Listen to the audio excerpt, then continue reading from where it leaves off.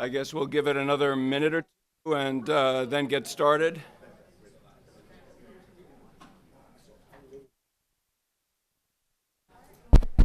Now it is, yeah. Okay, I assume everyone can hear me pretty well? Okay, good. Okay, another minute.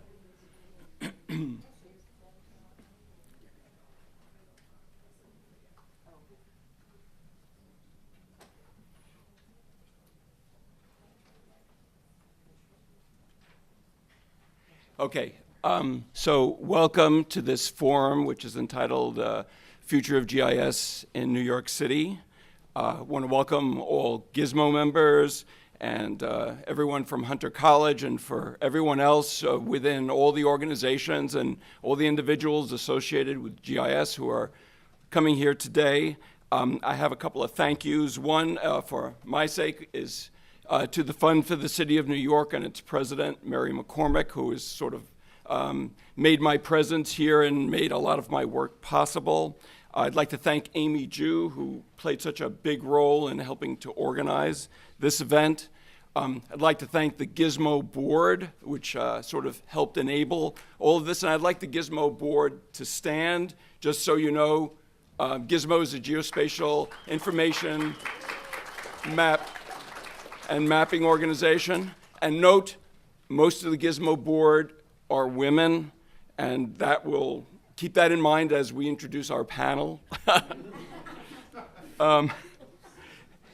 This forum marks a change in the way we hope New York City will do GIS in the future. New York City government and the GIS community have interacted and worked together and helped each other for years. In fact, I would say the larger GIS community has played a nurturing role for GIS for at least 30 years. But now I think we don't want to lose the nurturance, but I think now what we will be asking for is a bit more of a partnership so that we could go into what we feel to be a really promising future we can go together. My co-host is Professor Sean Ahearn, and I have to thank Hunter College again for making this wonderful facility available to us, and thank Sean for all the collaboration in putting the program together. Sean is director of the CARSI lab. He's been a collaborator with New York City GIS for at least 25 years. He was instrumental in the development of the city's base map. He initiated the modeling of West Nile virus that actually saved lives. He was a key responder to the 9/11 attack on the World Trade Center and helped us organize the Emergency Mapping and Data Center. And he supported the sewer mapping project. And that's just a couple of the things that he's done, and maybe he'll speak some more, I'm sure he will, about other things that he's in the middle of doing. Sean and I will speak, and Sean will follow me almost immediately, and it will be followed by comments by our panelists, and then we will open it up to you to ask questions and to make comments. I want to quickly introduce our panelists, who I thank for making time to come here and make comments. We have George Percivall, just say hi, wait, stand, say hi. Chief Technology Officer of the Open GIS Consortium, a standard-setting body for international GIS. Gregory Yetman, who's the Associate Director of CIESIN at Columbia University. That's the Center for International Earth Science Information Network.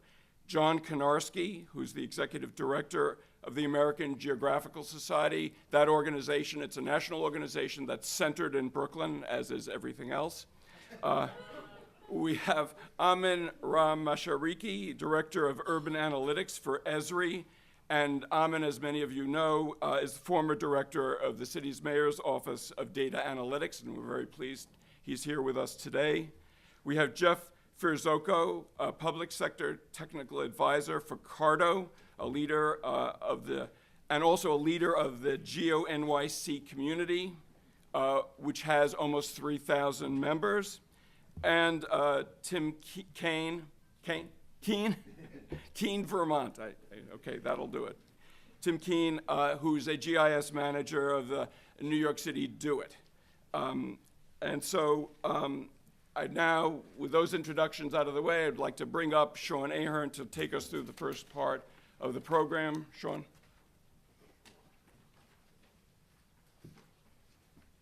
Thank you, Al, and welcome to the Roosevelt House. We're very lucky to have this as a Hunter College institution, and our President Rabb was generous enough to provide this for us for this forum.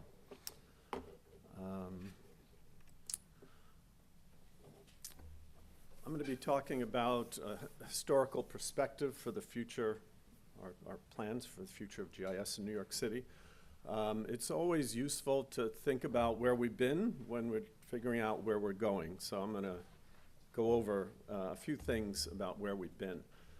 New York has actually been a real innovator in GIS with some of the work that City Planning and Department of Finance did with the Lion Street file, the COGIS land parcel file, and GeoSupport, which is really our geographic calculator that links address, BBL, and BIN. So in the 80s and 90s, these were the foundational GIS data sets. They were used in various sorts of applications like the school bus routing. So some really interesting and exciting work went on very early and before many cities. Now, I actually came here in the early 90s. Young professor. I had a background in remote sensing and photogrammetry and GIS. And the first thing I realized was that the city didn't have a geographic base map and that things were accurate were not accurate, you know, hundreds of feet off in some cases. And I thought, how's that possible for a city like this? So I somehow found like-minded individuals in Al Leidner and Wendy Dorf who were working at DEP, and they had a challenge of converting the sewer and water networks. And so, interesting enough, they were the drivers behind the geographic base map because they needed to establish an accurate map to which they could tie both the sewer and water to. So the first specification came out was a 1-foot orthophoto and planimetrics. And in fact, we commissioned Sanborn mapping company to do that, and Krisha Sapeta is actually here today. And believe it or not, we actually had to convince the city that this was a good thing. And we set up a committee under the mayor, and collectively, we came up with a specification. And I would say all of the key agencies were involved. It was actually a really great process. It was updated 2001, 2002. We upped the resolution. We got true orthophotos from Manhattan, meaning we got rid of the displacement of the buildings. And the way to do that is to model each building individually so that you're not getting lean over the streets. We added new features that people were interested in. I know finance was interested in billboards because they're taxable. And the parks people weighed in as well. So it was a really productive process. And finally, in 2004 was the last update that my lab was responsible for. And that actually, by then it was transferred over, I don't know if it was the 2001 or 2004, over to DoITT. And so we pretty much, that was, my CARSI lab was the last time we had been working on the city's base map, and they basically hired my staff and they went off to do it. So I was kind of left all alone. It was very sad. And you know, it's always nice to see a good cartographic product. This was done by Jeff Bliss, who went on to work for the United Nations as their cartographer, and he was really skilled. So I thought I'd show that. Now, one of the big issues was we had all these legacy data sets that I mentioned earlier, Lion, COGIS, and we also needed to tie these geometries to the building, to their building identification numbers. So this was a huge process of rectification and rubber sheeting that city planning worked on. And we actually managed the bin assignment. I think we did 860,000 bins. And that was working with Al when he was head of GIS at DoITT. And this is just a little something on the project. It was a really interesting project. Obviously, we didn't do 186,000 of them manually, so we developed some really interesting routines. Another product of this whole process was the creation of a digital elevation model, and that was a 5-meter horizontal, 1-foot vertical accuracy. And the source was the spot elevation data and break lines and mass points that we had gotten from these photogrammetric updates. So this was really key in plugging into the slosh model, and really was the first pretty reasonably accurate digital elevation model of the city. So it's always good to get back to first principles, okay? And this may seem obvious, but it's always good to think about process. And the key principles here were a clear and comprehensive specifications for acquisition and compilation of NICE map. Okay, sounds simple, but there was a lot of details that I haven't talked about. Citywide agreement by relevant agencies on specifications. What data solves which problem for a given agency? And 2, what is the spec that meets those requirements, okay? If we get a data set that doesn't meet the requirements of certain agencies who are trying to do something, it's not very useful for them. So this is why when we do acquire citywide data, we need to collaborate with other agencies. And we need to say, well, what problems are you confronting, and how might this solve those problems? 3, quality control should be performed by a separate independent entity than the contractor for image acquisition and compilation, okay? When we were doing it for those 3 updates, Sanborn was doing the compilation, the photography, and so forth, and CARSI Lab was doing the independent quality assurance. I think that's really important principles. I know sometimes it's easier to, you know, get a big engineering firm and then they sub to the vendors who are doing the flying and the compilation. But I do think it's important to separate these 2 things out. And it shouldn't be, you know, a hierarchical thing where then the vendor does the quality assurance, because there's a conflict of interest there. So I think that's a real important principle. And I'm not thinking about how hard that makes, you know, purchase harder, but I think it's real important. So I would say that the World Trade Center disaster sort of crystallized the value and importance of geographic information in New York City. I can literally remember on day 2, September 12th or 13th, Al and I going around with literally printouts saying, we have this data, how can you use it, okay? And it didn't take long, you know, it was maybe a week or 2 weeks. Al was running the response center. I was sort of shuttling around to agencies, seeing where they could use geographic data, where people understood the power and usefulness of this data for not only assessment, but also for the recovery effort. And we collected a number of different types of imagery, orthophotography, LiDAR thermal. The point here really is it's 17 years later. Technology has just gone, and like, it's amazing what we can do now. We need to think through what we can do with the new technologies versus what we did then. Okay, what can we do different? I think then when we're collecting data, they would fly it, they would land upstate New York, and I think the police would shuttle the data down to us in CDs, okay? Now we can toss up drones, we could do all kinds of things. So the world's changed so quickly that I think an evaluation and a careful thought process to consider how new technologies change the way we might do what we would have done or may do in the future. This is just another beautiful cartographic product by Jeff Bliss.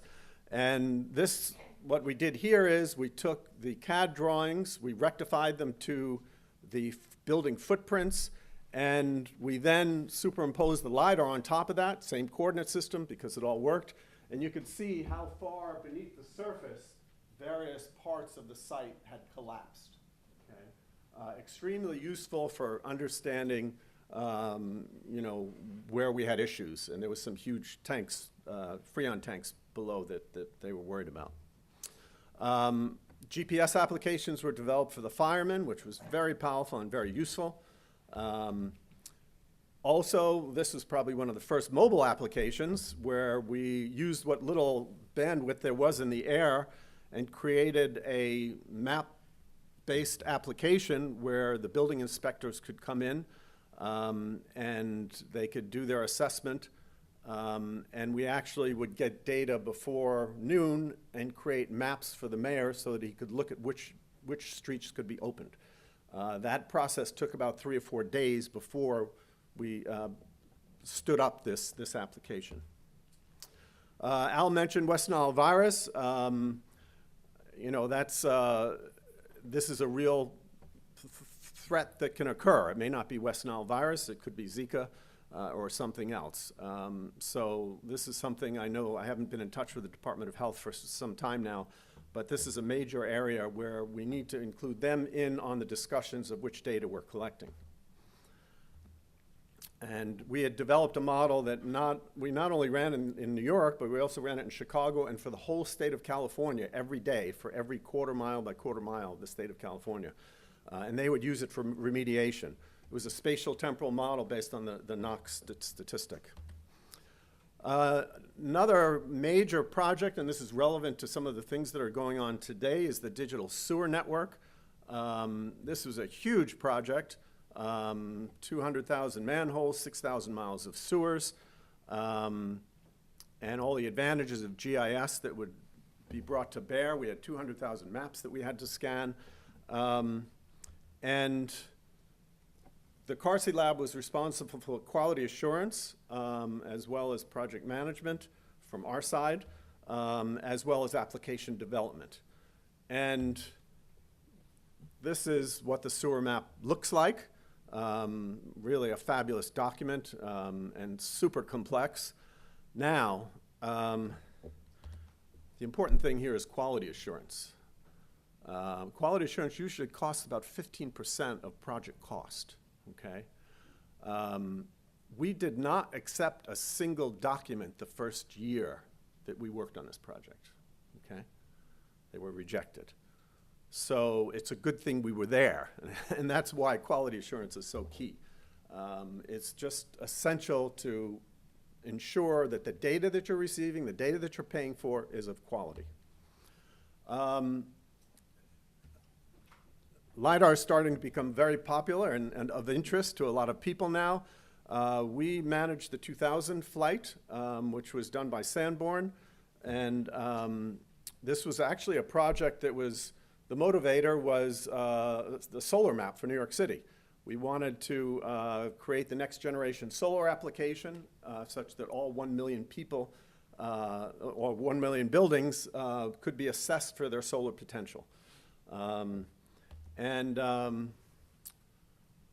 When we were developing the specification, there was a number of key problems, key issues that we were looking at. The clearest one was the idea of usable roof area. You need detailed LiDAR, you need high density LiDAR to get a sense of where on this rooftop is a clear area for me to put a solar array, okay? So now we're linking specification with requirements. We got densities of 8 to 12 points per square meter. We needed to fly along the streets both ways, so there wasn't any shadowing. This is the vertical accuracy and horizontal accuracy that we required. Standard filtering is a given in any sort of LiDAR acquisition. Bare Earth DAM is a given, it's not an extra product, as well as classification, okay? Now, the quality assurance was done by my lab. In fact, Dr. Hyojin An, who's here today, managed and did the quality assurance.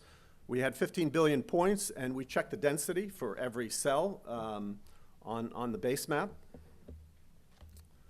And this was the vertical accuracy that we got, and we used 1,700 survey control points that we had gotten from Con Edison.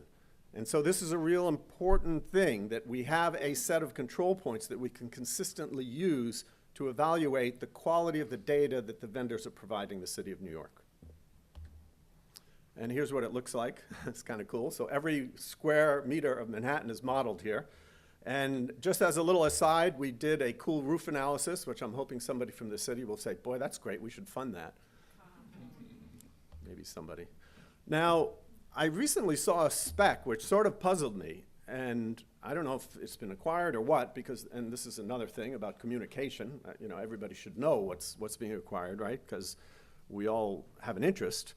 It was 8 points per square meter, and I'm thinking, man, that's really low. That's what we did 18 years ago. In fact, that was the minimum 18 years ago. So I asked Krisha Sapetter to pop me over their latest and greatest technology.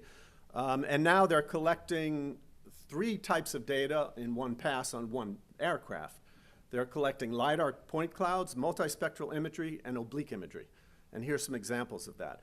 And the density they just flew this suite of sensors in Washington, D.C. The density is 50 points per square meter for the whole city, and for monuments, it was 100 points per square meter. So I don't know where that spec came from, but we need to think about what's the latest technology. And I know that we need higher densities for some of the applications that you all are looking into. And here's just some examples of the multispectra on the left and the LiDAR on the right. So we were working on a little project in East Harlem, and we were looking at build-out potential. And we started to look at the data. We were using the Pluto data. And we saw a whole bunch of anomalies, because here we had the LiDAR, which is very good at calculating, looking at the surface, you know, basically a digital surface model. We could create a digital surface model. So we knew how tall the buildings were. We could sort of make an estimate of square footage. And when we started to compare that with the Pluto data, we found a bunch of things that were of issue. The square footage estimates in Pluto is assigned to an aggregate for each parcel. Parcels for multiple buildings, there's a single value for all buildings. The number of floors for buildings is given by the part of the building that has the maximum height. Some buildings have 2 distinct towers with very different heights. Visualization using the maximum height will give a false view of the buildings. Errors in the number of buildings per parcel, and our test has shown that the reliability of the square foot estimate was not very high, okay? And this work was done by Gordon Green and Hyojin An when they were working for me at CARSI. So the idea here is quite obvious. You remember when we did the base map, we brought those legacies data by tying them here. Now we can validate the attribute information associated with parcels and buildings using something like LiDAR. Okay, very powerful. And I know Department of Finance is starting to look at this, which is great. And here's just an example. Okay, you can see on the left is a visualization based on Pluto, and on the right is the actual real world. And you can see that, you can see that this building here doesn't exist. This is actually the situation. This one right here, which looks really very tall and thin, is actually just probably an entryway. And there's a case over here where it looks like one block of building, which is actually not. Okay. So this is a very quick visualization that demonstrates the problems associated with a legacy data set, you know, and something that we need to address. Another thing that Al and I have been talking about is the idea of a civic GIS. GIS has been an extremely valuable tool for managing our agencies at the city level. What it hasn't done is we haven't sort of flipped the, the equation and said, can we create applications that really help, communities? So the communities can understand themselves better. The data's there. The 311 data is a hugely rich data set, which sort of gives you the pulse of what's happening in the city. And so this is something that we've been exploring, and we'd like to move on it, if there's any takers. Another area that I've been looking at is the idea of the knowledge ecosystem. And this is a project that I started on a National Science Foundation grant. I worked with 3 other universities. We spun it out as a company called Big Knowledge. And our belief is that we have a knowledge ecosystem in the city of New York vis-a-vis GIS and remote sensing. It's there. How functional is another question. Are we really sharing our knowledge base? We are today. This is part of our knowledge ecosystem. This, you know, these presentations, the questions, and so forth. But could we be more efficient? And so this was something that we worked on in this NSF, and this idea that could we create a single space in which we could all interact? And to do that, this gets a little crazy, but we came up with two approaches. One is an ontological approach, think taxonomy. You know, everybody's watched birds, and there's a taxonomy of different birds, so you can think of that. The other is more artificial intelligence, text mining, self-organization, neural networks, et cetera. And just to sort of bring it back down to earth, here's a body of knowledge created by the University Consortium for GIS, and it was created in 2006, and they wanted to update it, and that was the impetus for our NSF research.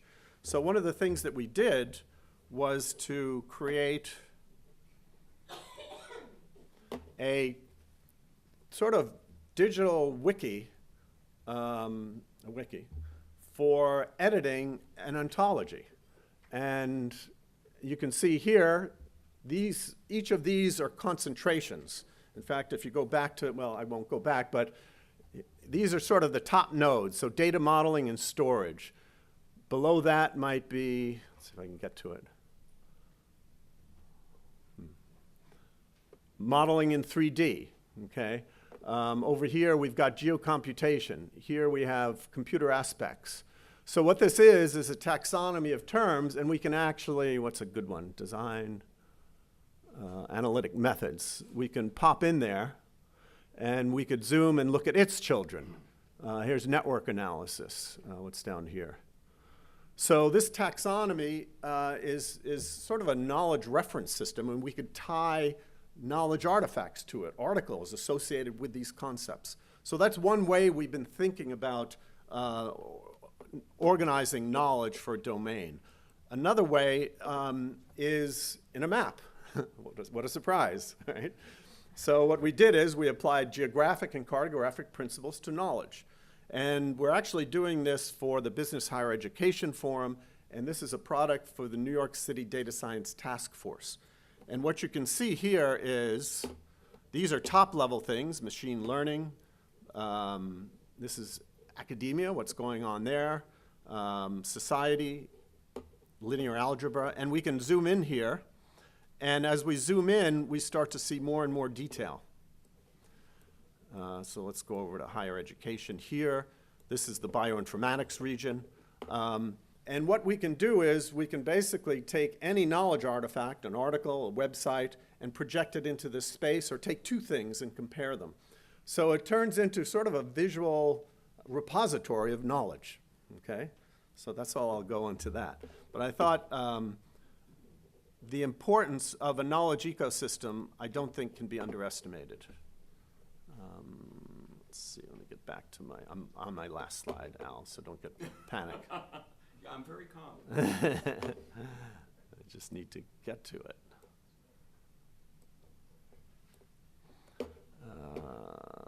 Let's see, a little further. Oh, yeah, I am literally on my last slide, as you can all see. So there's a story behind this. Oh, what happened? Oh, he said I had to hit, oh, there it is. So this elephant is named Big Data. That's our nickname for him. And this is a guy that we use in field work. One of my sidelines is to work with tigers and track tigers in Southeast Asia. And this is in Nepal. And we call them Big Data because if you take 12 people and blindfold them and have them touch different parts of the elephant, they'll come up with totally different ideas. And that's very similar to big data in a sense, right? Like, what is it exactly? So I didn't feel like I could give a whole talk without mentioning big data, so there it is, and there's smart cities right there, and I thank you for your attention.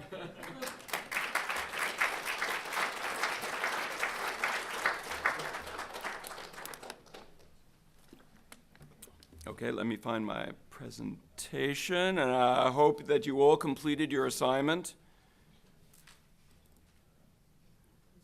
Let's see. Here we go. And read all the principles and practices. and policies. Just, I'm looking for the, You got to go up to the top of the slide, President. oh, someone did it. No. Assist from Okay, and let me get the little command, okay. And so I'm gonna take you through a whole bunch of points and hopefully not stand too much in the way of getting to the panel. So, okay, that's my first slide. I wanted to take you through some sort of basic understandings of where we are as a community and why we want the future to be somewhat different than it has been in the past. This presentation is really the fruit of a lot of intercommunication between me and GISMO members and other people in the field who I've talked to. Many of the points made here were not dreamed up by me, but actually were dreamed up by other people, and I want to thank them, although I'm not going to name them at this particular point in time. So let me go first to our growing community. GISMO has grown to 375 members from 4 years ago when we were under 100. The whole community, as we take all the different organizations that are GIS-oriented and all the colleges that have students and so forth, can be numbered probably above 5,000. That's quite a community, and we're pretty well interconnected. But if you look at all the people who use GIS on a daily basis, may not know they're using GIS, but are working with maps and directions and routes, we're talking about hundreds of thousands, if not millions of people. So we do indeed have a very large community and with great potential to grow it. I just want to, I think it's the next slide. Yes, and have Noreen Weisel stand, because she's really been putting together all the communities of GIS in the city and linking them together, and we hope to have a meeting real soon of the points of contact of each of them. And off to the right is sort of my impressionistic idea of what that actually might look like if you laid it out. Not quite as elegant as Sean's, but you know, the best I could do with a magic marker. And you can see that we have pillars of GIS activity, and they're linked together by organizations like COGIS and GISMO, and by the New York State GIS Association. So actually, we're very organized, and we're very connected, and we believe that that is a good framework and foundation for how we can all move together into the future. We have a coherent community, a very articulate one as well. My next point, and I'll go back a couple to get back to the reference page here, is that spatial is special. And I've said that. It's not simply a map. And I think what Sean showed you is that, indeed, we're not just simply talking about a graphic. We're talking about a visualization that has behind it immense science, immense math, and a capability of doing any number of things. If you will, the where field, the location field, is a universal indexing field. It breaks down silos, it integrates data, it visualizes data, it predicts what's going to happen, predictive modeling, and it analyzes data. This is great power. And in fact, what I say is that GIS allows the most powerful expression of IT, because it brings data together and allows it to be usable together. It saves money, it supports operations, and as Sean again has shown you with 9/11 and West Nile, it saves lives, and it saves lives on a daily basis. With the 911 system, you wouldn't think, well, 911, that's the police system to respond to emergencies. But if you look under the hood of 911, it's all GIS. There's no way you can do 911 and get somebody to a hospital or react to an emergency situation without those underlying geospatial algorithms.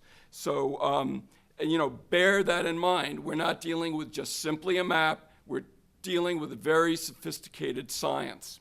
And our job as a community is to make sure that people get that. Okay, GIS's special relationship in New York City. Well, New York City is the quintessential location city. where GIS is best with density and it's best with complexity, and we in New York City have it to the hilt. And that's why city planning way back 30, 40 years ago glommed onto GIS, because they understood that it would be immensely valuable in New York City. And so now, you know, we have the applications that Sean showed, but almost every agency in the city has 3, 4, 5, a dozen applications. Under the hood of those applications is GIS. And that's why, you know, we're not often seen, but we're under the hood producing results. And I'll just, you know, some of the historical figures, if you will, in GIS include names. I'll just list them quickly. Bitcower, Steinberg, Lopez, Eichenbaum, Dorff, Ahearn, Riley. I mean, these are key people. Who? Marcia, Counants, who have made things happen in GIS over the last 40 years. I know I left people out.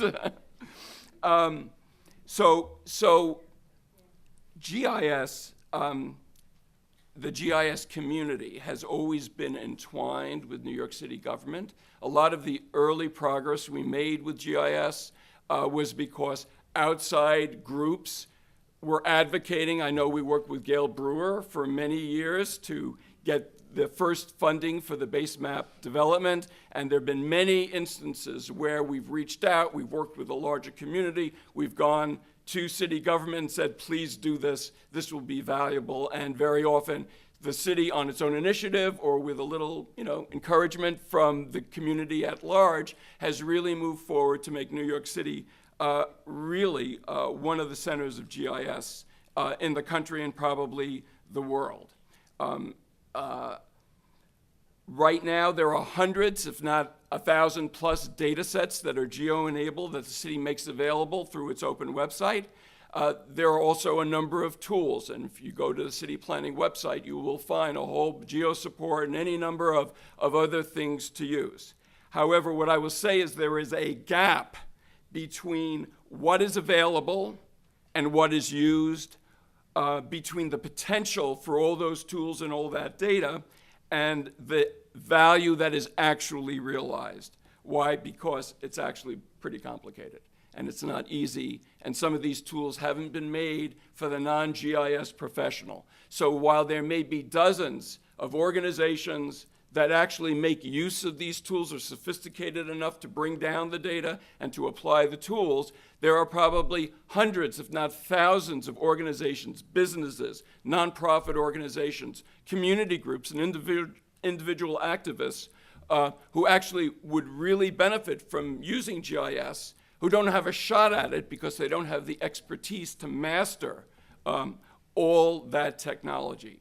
And that's one of our points. Sean has made it earlier. We want to really humanize this technology and these capabilities so that more people can use them. So for the future, getting spatial right is more important than ever. The stakes are high. GIS is only gaining power as more data is geo-enabled, social media data, more sensor data, infrastructure data, that's all coming at us. Machine learning kinds of data. It's really a veritable tsunami of new data on top of the already voluminous data that we already have. So need a dialogue with our entire community to get this right so that we can all help shape the future, so that it's good for city government, but it's also good for all the organizations and people in the city who can get value from this. So, with that, I want to move on to the different principles and policies, ideas that we came up with that were made available to you. And first, I'll take a little drink of water. And I'll try to get through these relatively quickly. We're not doing so bad on time. Not so good, but not so bad. So let's start. Let's go to the slide. Oops. Okay, first I wanted to show this. In terms of community, this was the response community to Hurricane Sandy. These are all the organizations, federal, state, local, surrounding jurisdictions that took part in the Sandy response. The remarkable thing about this is that this was organized 2 days before Sandy hit. So again, another note, we have a very organized community, but it also shows you that if you want to address a major problem or a major incident, you need the whole community. Everyone has data. Everyone needs to share that data. The products that come out of that are joint data compilations. So we need unity. We need a community. We need collaboration. That's where GIS's power is. So, principles and policies. Let's start with geospatial leadership. So city leadership is important. Really, city government, city planning, DoITT, DEP led the way in building the base map and all the foundation and framework layers that undergird the GIS that everybody uses today in the city that has given us all this power.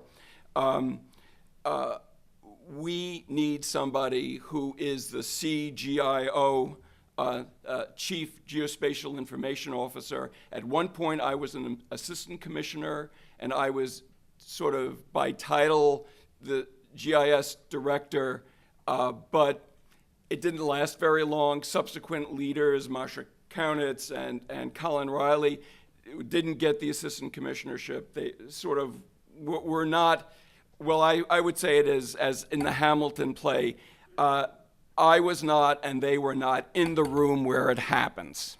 Okay, that's the room where decisions are made, where resources are allocated, and GIS was never able to get into that room.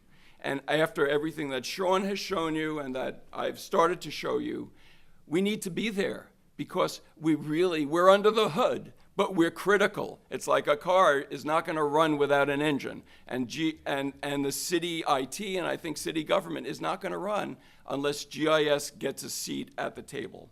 One of our recommendations, our first recommendations, a key recommendation, is that someone be appointed to lead not only the city GIS community, but the whole New York City GIS community, and coordinate us and get us to collaborate and help us all move forward as one. We don't have that now. It would be really very valuable. Second point, interagency collaboration and cooperation. We've said the power is in combinations of data. And with the more data piling on, that's more combinations. That's more work, and it means that agencies have to collaborate, and it means that outside entities, businesses, and nonprofits, people who have geospatial needs, need to collaborate. And that means that they have to be brought together into a room, and that needs to be worked out. And that's where the CGIO comes in, the Chief Geospatial Information Officer. He's got to be able to be in a position to call everyone together to see who's got what data, who needs what help, and what we can work on jointly to increase the power of GIS. I know I've been on some of these committees. I know they work, but my understanding is other than what Jim McConnell has been doing at OEM over recent years, has not really been that bringing together of key people in GIS across the city, both in government and outside government, to get those combinations going, to get that collaboration going. So that's recommendation number 2. Geospatial Strategic Plan, I'll say that very quickly. With this many actors, this much data, and so much technology, if you don't have a strategic plan, you're walking in the dark. Okay, so we've never had a GIS strategic plan that I know of. We need one. It'll be invaluable. It'll get the whole community marching to the same beat, and it's not going to be that hard to do. Regional context. I want to emphasize here that we're not alone. When we talk about the watershed, New York's watershed and where we get our water supply from, when we talk about transportation and so many other areas, we need to work with our partners in Westchester County, Rockland County, in New Jersey, Dutchess, and so forth, Nassau and Suffolk. It's the only way we can really safeguard ourselves is by making sure we're working with our neighbors to safeguard each other. And boy, did some of those neighboring jurisdictions come in big time during 9/11 and Sandy. So we need to always keep in mind that we need to pay attention to our regional hosts. This is where standards come in, because if all our surrounding jurisdictions adhere to the same standards of data, then we can seam the data at the border in a flash and start to work cross-border projects and cross-border responses instantaneously. And I just want to point out George Percivall of the Open Geospatial Consortium. That organization is a pioneer in making sure that when you need to work across a border or across a region or across a state or across a country, everyone's data adheres to common standards so that data can be put together rapidly and used effectively. Okay, 5, New York City, a world leader in geospatial technology. Well, it just happened. You know, we just happened to start early. We just happened to have geniuses in the Department of City Planning and some of our other agencies. They put together a terrific foundation for GIS. Let's embrace that, and let's use it as a competitive advantage, not only to build our own use of GIS in New York City, but to create jobs, to stimulate and enhance research activities that can actually plot a future for GIS, and it'll be a sort of a New York City future. It'll help us enormously to be a lead city and a lead area in GIS going forward. Similar, very similar, in fact, exactly like Sean suggested, I would propose that the city think about helping to form a New York City jobs, resources, and research center that would unite the forces both within city government and the whole wider community in an effort to build GIS jobs, to do research for new GIS products. I think that if it's going to happen anywhere, it's going to happen in New York because we have all the underlying conditions for success here.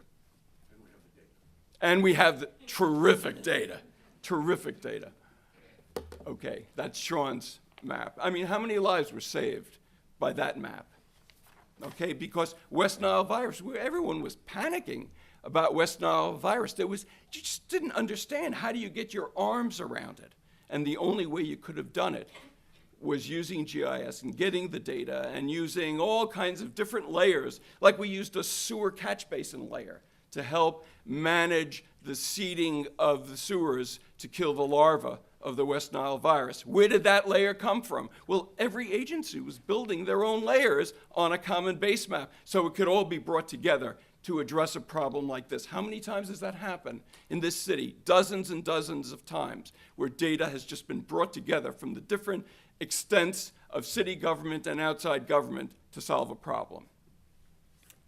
More water. Not like Rubio, but.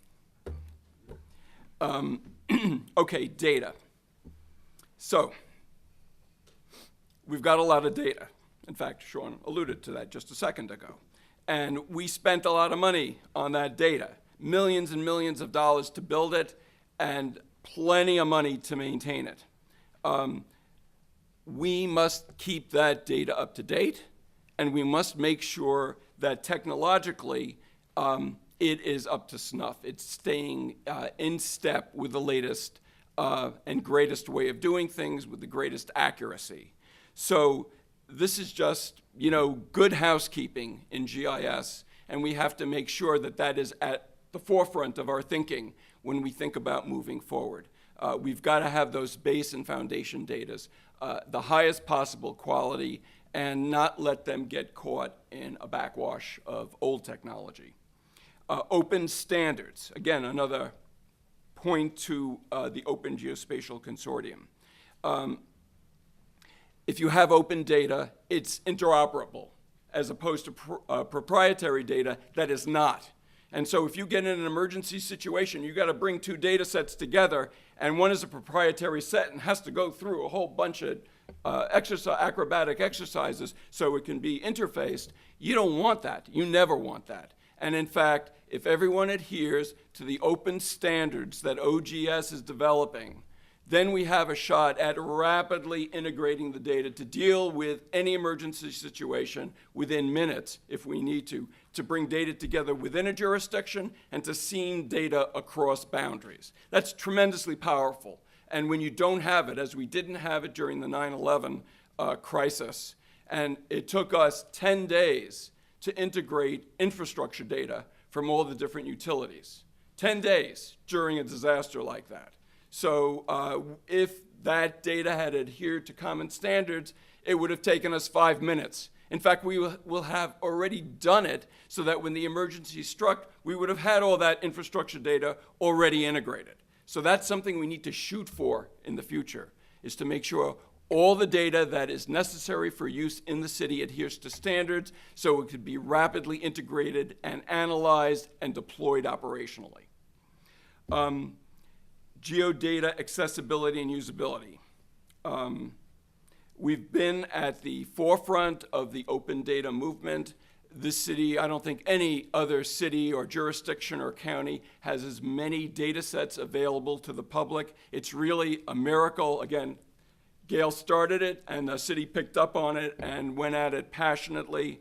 To make a point again that I made earlier, we need to make sure that that data is operationalized for everybody. Okay, not just in city government, but private sector and nonprofits and community groups and individuals who just want to play with a lot of good data.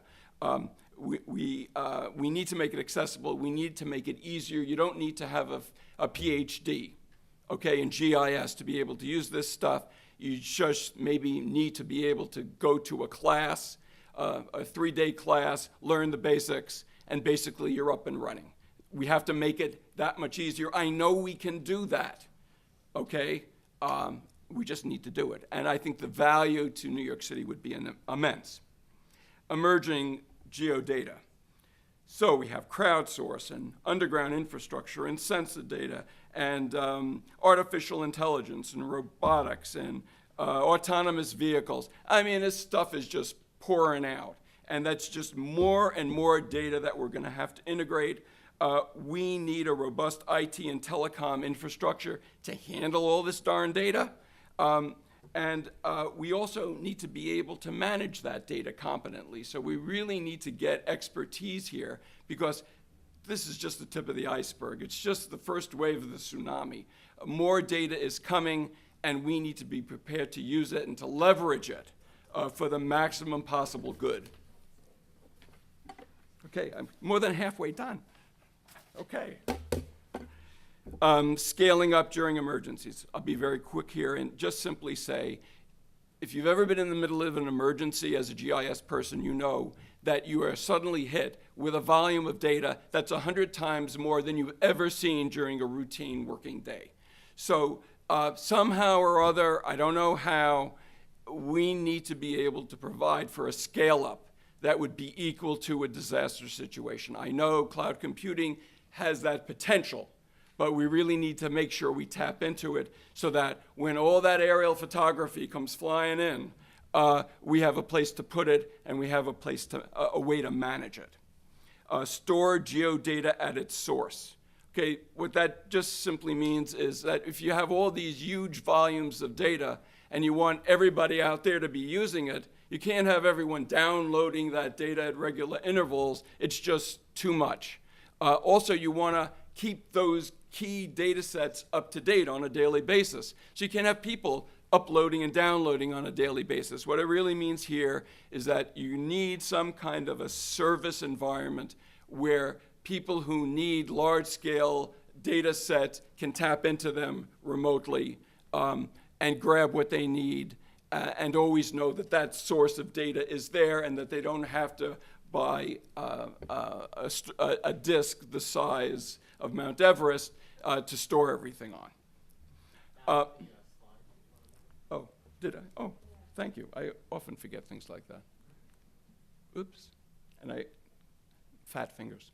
Okay, by the way, that's the Emergency Mapping and Data Center during the response to 9/11. And you can see upper left-hand corner is a couple of the standardized maps. We had about 85 standardized maps. We had an intake station over to your lower right, and we had people working for 6 weeks, 24/7, churning out thousands of maps.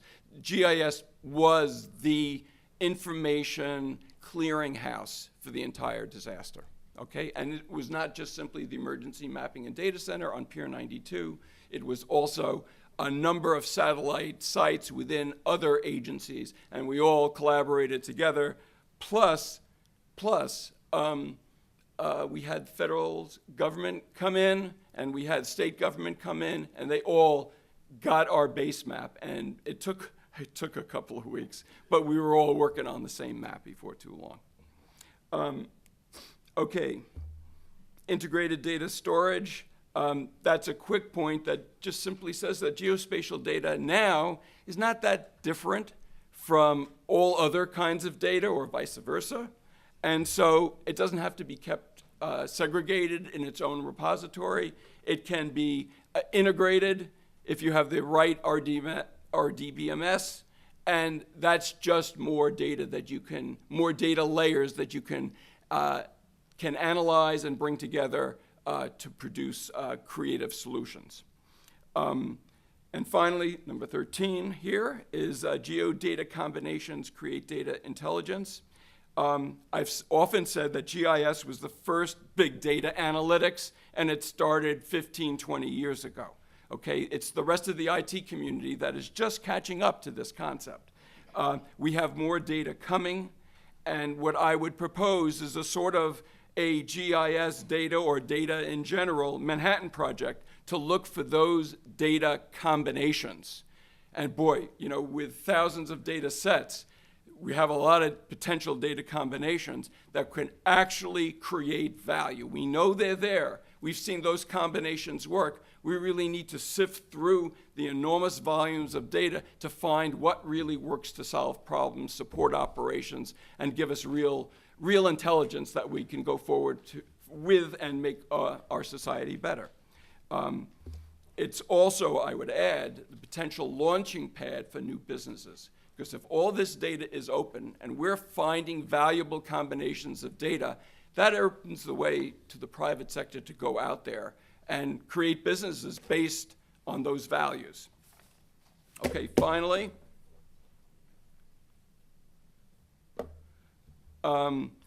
we need to teach the public a little more about GIS so they understand, so that it's not the 440 Hemi engine under the hood that they don't see, but someone pops the hood and they actually realize that a lot of what's powering the good things that city government can do and the profit-making things that the private businesses can do is GIS under the hood. And we need to be proud of our role in it, and we've got to publicize that.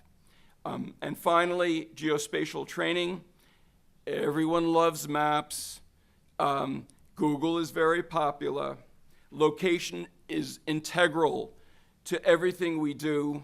I think it's time we recognize the importance of universal spatial literacy. That's the combination, if you will, of GIS and the science of geography.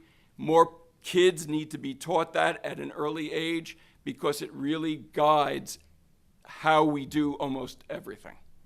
So these are my points. They're not, as I say, I got a lot of contributions from a lot of people. This is only the beginning. The rest of this event is going to be a discussion, hopefully an elaboration, and a going beyond these points. And this is a dialogue that will be continued into the future. As I say, we've turned a corner. You know, it was nurturing, and now we want nurturing plus partnership so that we can all together realize the benefits that are possible by doing this collaboratively. So with that, I'll just bring Sean back, who will take you through the rest of the program.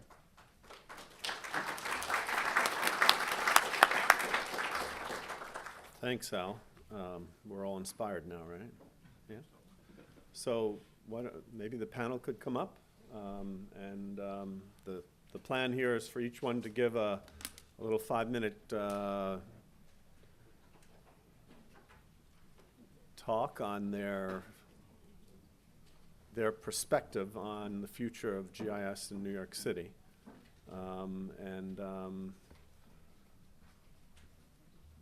I guess we could just start with Greg, since he's closest to me.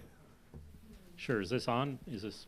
Yeah. Yeah. Yeah, Sounds it's good. So yeah, I've got a little list of things I jotted down before I came, but responding to the talks directly, I guess I'll narrow down and highlight 2 prime things, because there's so much that Sean and Al covered that I think is really important. What I'd like to add in emphasis is outreach beyond, and Al, you talked about this, but outreach beyond the GIS community with data and services. So it's great that we've got open data, and New York City's data rich, and there's lots of great data I've used in projects over the years, and everybody has in GIS format, where traditionally you go download it and you integrate it and you bring it on. And now you're seeing more services come online, but I think they're largely GIS services aimed at GIS users. And you're seeing some systems being built that are go beyond that, but I think we need more endpoints that take the spatial data and provide services that are friendly for non-spatial users. We're at Columbia, we're seeing the largest program growth of any grad program at Columbia is the data science program. It's not in geography GIS, no surprise, it's in data science. And you're seeing a lot of great innovation in solving spatial data problems outside of the GIS community. There's a bit of a revolution, I think, in image processing that largely comes from machine learning and computer science approaches, less traditional remote sensing community. And that's not a criticism of the remote sensing community, it's just an observation. So I think as we open up the data through services that do intelligently the spatial aggregation, disaggregation, the endpoints, in ways that let non-GIS people use the data without doing naive or stupid things. You see more and more non-geographers, non-GIS folks doing visualizations, and sometimes, yes, it makes for bad maps that make you shudder. But you'll see extremely useful products coming out of that. And if you think of some of the companies that are using GIS data where it is not their bread and butter, it's just a necessary thing, like ride-sharing services or lots of other companies that are taking the spatial part of it as important, but not the prime motivator. We're seeing more and more of that based on the New York City data as well, and I think we need to encourage it with things like what the OGC promotes, but also taking non-traditional approaches like putting spatial data in NoSQL databases rather than just relational databases and things like that. The second thing I would add would be on training. As you see more folks that are not geographers. We see this a lot at Columbia. We, as CIESIN, the sort of one of the larger concentrations of geographers and GIS folks at the university with no geography program, we run courses and operate the site license. So we see a lot of demand for training in GIS, but these are people that are not going to be GIS professionals. They want to know what they can do with it in their chosen domain, and they want to know what can be done, and they want to have enough skills to understand spatial data and what they can do with it, but apply it where they are. So we need to provide that kind of training in a condensed form so that people aren't making the naive mistakes that you see sometimes when they're non-specialists using the data. So I'll stop there in the interest of time. And I should have been, I know everybody's been introduced, but maybe I'll go through it again. Greg Yetman is the Associate Director of CIESIN's, Columbia University. And CIESIN's house one of the most detailed world databases on demographics. Am I correct in saying that? Or maybe you want to... Yeah. I mean, yeah, I guess we've been doing global population development for a long time, since 1994. We funded Waldo Tobler and his grad student, Wow. who did the first gridded global population data set, and we're now released version 4. And Waldo Tobler sadly passed away earlier this year. But I'll point out an example. Actually, you gave me a perfect lead in if I can take another second. The Facebook Connectivity Lab, which is the nonprofit part of Facebook, was using our global population data to try and understand how they could provide internet access in rural areas and low and middle income countries. And they found that it just wasn't detailed enough. Nobody's data was detailed enough. So being computer scientists and engineers and physicists, and having the resources that Facebook does, they purchased and processed 340 terabytes of digital globe data in 12 days and produced a settlement extent based on detecting buildings using the type of algorithm that normally finds your face in your photograph rather than finding buildings and imagery. But they applied that to the digital globe data and came up with a settlement extent. And then we've been collaborating with them to produce a pop estimation surface. We've released 22 countries now publicly, and we've processed another 20 or so that are going to be released this year. So through, they may not have been geographers, but through good application of computer science techniques, they did something that I would have thought nigh on impossible 2 years ago, which is to process that much data. Right. Great, thanks. Next is George Percivall. He's the Chief Technology Officer of the Open Geographic Consortium, which has provided sort of a foundational specification for geographic data interchange and communication, really a very, very important player in the community. Thank you, Sean. And thank to you and Alan for kind of the basics here that you put up so that we can have a discussion about. And so hopefully I can my comments will kind of build upon, of course, what they were talking about. Focused on geospatial. My background's actually remote sensing, so GIS is something I had to learn, so I'm not a GIS guy, but so innovation and standards is kind of the perspective that we bring to it as a consortium with our 500 and some odd members. Let me talk in two ways about to kind of build on what Alan and Sean were talking about. One is kind of where are the innovations? And then where can the policy build and help that, and building on what's already been said, really. Innovations, certainly been a few comments already made for that. In some way, it's summarized in going from maps to models, a phrase that's been used in a variety of different venues. Every now and then as a CTO, I stand up and say, I hate maps, get rid of maps. 2D maps are like so last century, right? And I get thrown out of the room, but that's what I'm supposed to do as a CTO, right? Because it's about creating 3D and 4D dynamic models, and those need not necessarily have a map projection associated with them. It can be other types of coordinate reference systems. Most important would be the 3D models, and you hit them on some of those examples, Sean. New York City has got some really good, leading, world-leading examples of 3D urban models at LOD 4 and 4. Including semantic enrichment of those models. So that's really good. Hosted at DoITT, thank you, DoITT. And we need to go beyond that. We need to go, in particular, underground. We've been working with the Fund for the City of New York leadership on underground maps and models, and so bringing together all of those different the sewers, the water, the electricity, and the like, and how do you pull those together in advance of emergency is one of those 3D areas we need to move further on. The other one that hasn't been mentioned yet today, so this is really a novel one. I didn't know the indoor. So indoor modeling, and a lot of that data will be held by private organizations.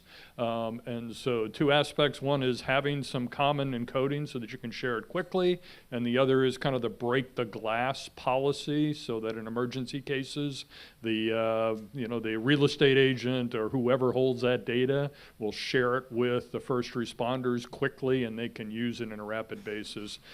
We, along with a few other organizations, put out a public call if you are interested in signing a petition for that kind of break the glass on indoor. That's a key policy thing around the globe. So 3D semantic models everywhere, including underground and indoor, with high quality assurance in 3D. Dynamic data, so real-time geospatial data from all kinds of sensors, mobile devices, social media.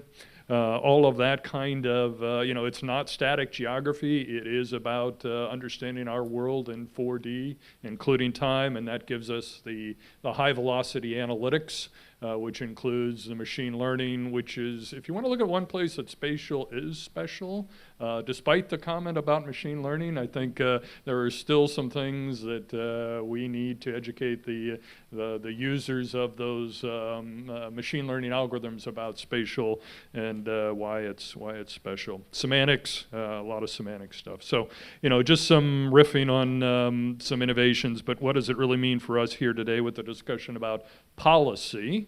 And 3 items on that. One is, Alan talked about technical strategy. I think in particular for the city, it's important even to go beyond that, or for that strategy to include an architecture, a technical IT architecture. So it not only talks about what organization should be in the room, it uses the ability to discuss technical IT architectures, including standards and encodings and all the rest of the stuff that you put into an IT architecture that allows you to manage an information technology organization over many years, over multiple procurements, over multiple vendors providing you products. You got to be able to look at that long-term architecture, and that needs to be part of that strategy. So that's a key thing. Second, data sharing, and so maybe based upon some leadership in the city and MODA and otherwise, there are some wonderful data sets out there. We had a couple of member organizations, Oracle, SAFE, and a university, put together a 3D semantic model based upon 8 or 10 of those layers, and I still contend that that's one of the richest 3D semantic models, in particular of New York City, and somebody will hit me up for that. But that's why I say it, right? So, but that data sharing is not only because open data promotes innovations like that, but it's also because you want to practice in advance of it actually being an emergency. So, I first met Alan back right after 9/11, and he said we had problems integrating data. There was a couple of different formats. There was only 2 formats back then, right? But 2 major formats dominated the marketplace back then, and they were not interoperable, and it took a little bit of work, a lot of work, to be able to bring those data sets together for emergencies. The third point then is the relationship between innovation and open standards as a policy setting thing. If you think about an ecosystem of development, it can be very static, and nothing gets innovated. And on the other side, it becomes too hectic that nothing sticks around.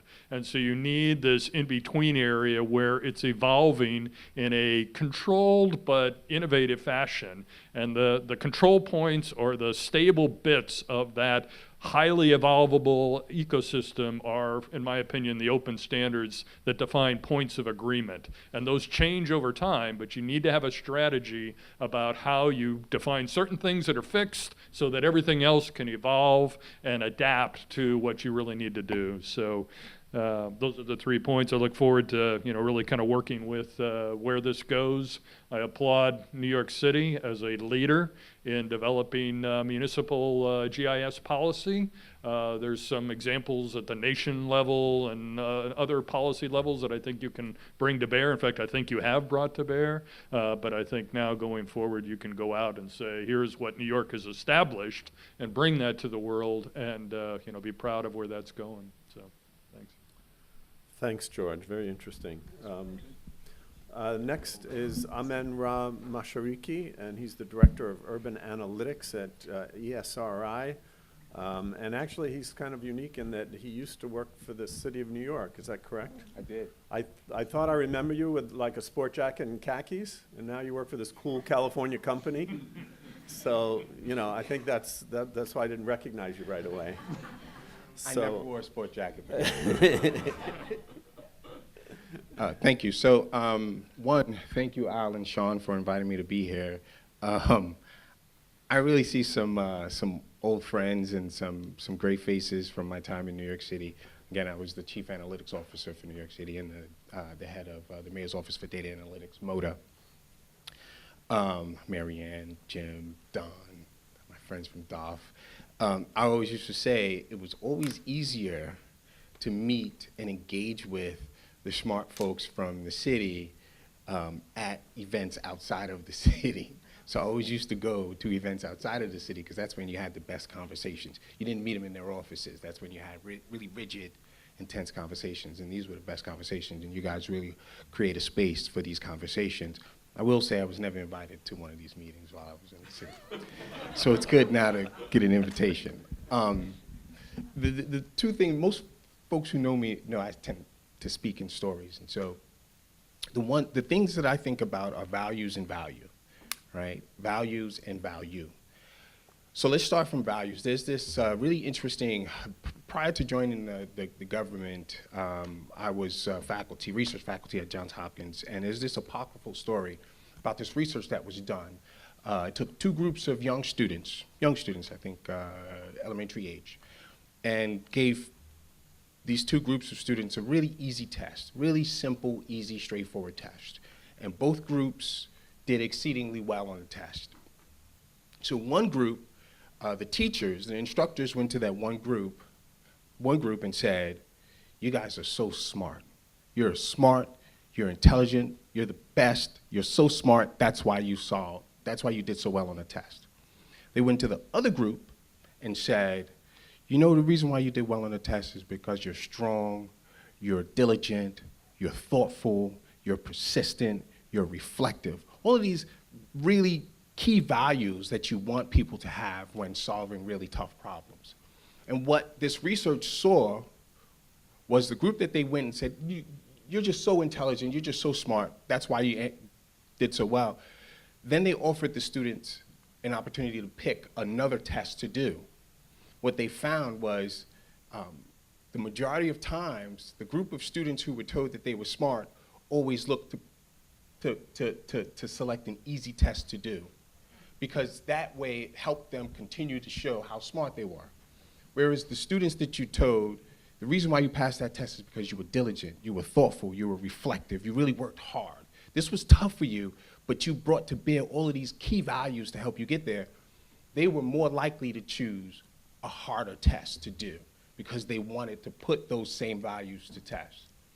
And my view on New York City and data and GIS and solving complex problems is that we shouldn't really be thinking about ourselves as trying to get to this space of a smart city. We need to get to a space of being a diligent, thoughtful, reflective, strong, powerful, capable city.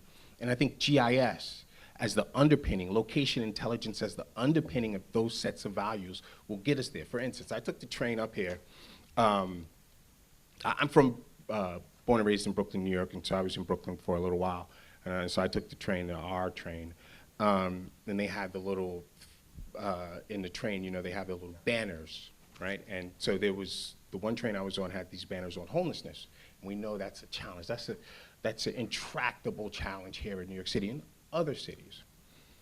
And so you understand that the problem of homelessness today was a problem 10, 15, 20, 30 years ago, Koch administration, other administrations, it was a problem. But it's a different problem now, and we're solving a different problem. $5 will get you 10. That the problem of homelessness 10 years from now will be just as tough, but it would have shifted. It would be a different problem 10 years from now, and it will continue on. You'll see that across many intractable challenges, right? Having a capability of being strong, diligent, thoughtful, reflective allows for you to shift your capability to take on these problems as the problems themselves shift. And GIS, as talked about by Al and Sean, is the undercutting capability that shifts with you, right? And so New York City, I know for a fact New York City really deals with some tough challenges, but those challenges are dynamic and they change very quickly, and we have to have the capability to change with them. But those values, as embodied in GIS and location intelligence, right? We don't talk about values within our technology, right? And how do we embody that? And GIS has to have that, right? And so those values are going to be key. Now, value. I mentioned to my friends from DOF that I would mention them, and I was going to mention them before I even saw them. But when I was in the city, they really wowed a lot of folks across the city with a pilot and a capability that they since moved on aggressively operationally, where they brought in Cyclomedia and was doing all this awesome LiDAR of buildings, and there was all of these use cases that they were going to use this data for. That's the value part. We need to begin, yes, we can use terms like we've saved lives, we've changed, we've solved problems and so on and so forth, but we need to understand exactly what is the value that we're bringing to bear when we apply location intelligence, like literally benchmark these things. And this is what DOF did, right? Their whole thing was, we understand the cost and the time and the challenge it is for certain inspectors to go around and inspect certain buildings over time. And they were looking to apply this technology once they benchmark what it takes for inspectors to go out on their own to do this. Now, how can we use this technology and shift how we do things such that we can drive efficiency and capability? And so it's about benchmarking and then driving efficient operational capability. So values and value are what are going to drive us. And then lastly, as the former director of MODA and then Noel's in the audience, I have to talk about open data. I see Jesse Braden over there, so I have to talk about open data. Let's not forget that there is a law that requires the geospatial data and open data to be standardized. And it's a particularly different, and I had to fight to discuss that. That's a particularly different challenge than citywide geospatial data. Geospatial data and open data is one thing. Citywide integration and standards is a whole other ball of wax. But we need to start where we know we can start. And we began to bring a lot of smart folks like Doug from NYPD and others together in the room to begin to think about that. And the reason why I mention that is because you talked about a GIO, Geospatial Information Officer. I have my thoughts about that. I think we should be thoughtful about bringing another sort of data leader into the city and so on and so forth. But if we were, and I think there is some thoughtfulness to having a leader in that space, if we were, we have to give them something to do. The last thing we should do is elect someone to lead geospatial data in the city and then leave it up to them to figure out what that is and then fight that turf, right? Because Don knows they'll come back with scratches and bites and so on and so forth from everyone, right? And so we need to start with the open data challenge of standardizing geospatial data and then use that as the launching, the platform for now standardizing citywide data, internal and open data. And I think that would be a powerful play to getting us to identifying what the role of such a leader would look like. Those are my few thoughts. Thank you. Thanks, Aman. Next up is Jeff Ferzoco. He's Public Sector Technical Advisor for Carto. Jeff? Thanks. So I come from a design background, and I teach in Jesse's Savvy program, and I work with Noel from time to time, and work in the community. And in my job, I help people make a lot of maps, and they're almost all, since I'm in public sector, using open data. And one of the things I see most clearly is that people use our platform. Our platform is web-based, and it brings you some efficiencies in that, but they use our platform to bring efficiency to their work. And open data, that's one of the qualities that open data brings as well. So what we're doing by even offering these data sets in New York City is to shorten the time that someone takes to answer a question that they might have. And it feels to me like that's what people want. They want us to shorten that time. They want to make it so that when they have a question about like what's going on in their block, or if they're starting up a business and they want to figure out what's going on in the neighborhood and what that building is doing, what that tree is about, they want to be able to go get that data in one place. And New York City's been making that really easy so far. But if you look at the difference between the consumer and the business side, the consumer side with mapping is way, way, way, way far ahead. And they're using it, we are using it in everything we do. You got here with a Google map probably, or an Apple map, or something.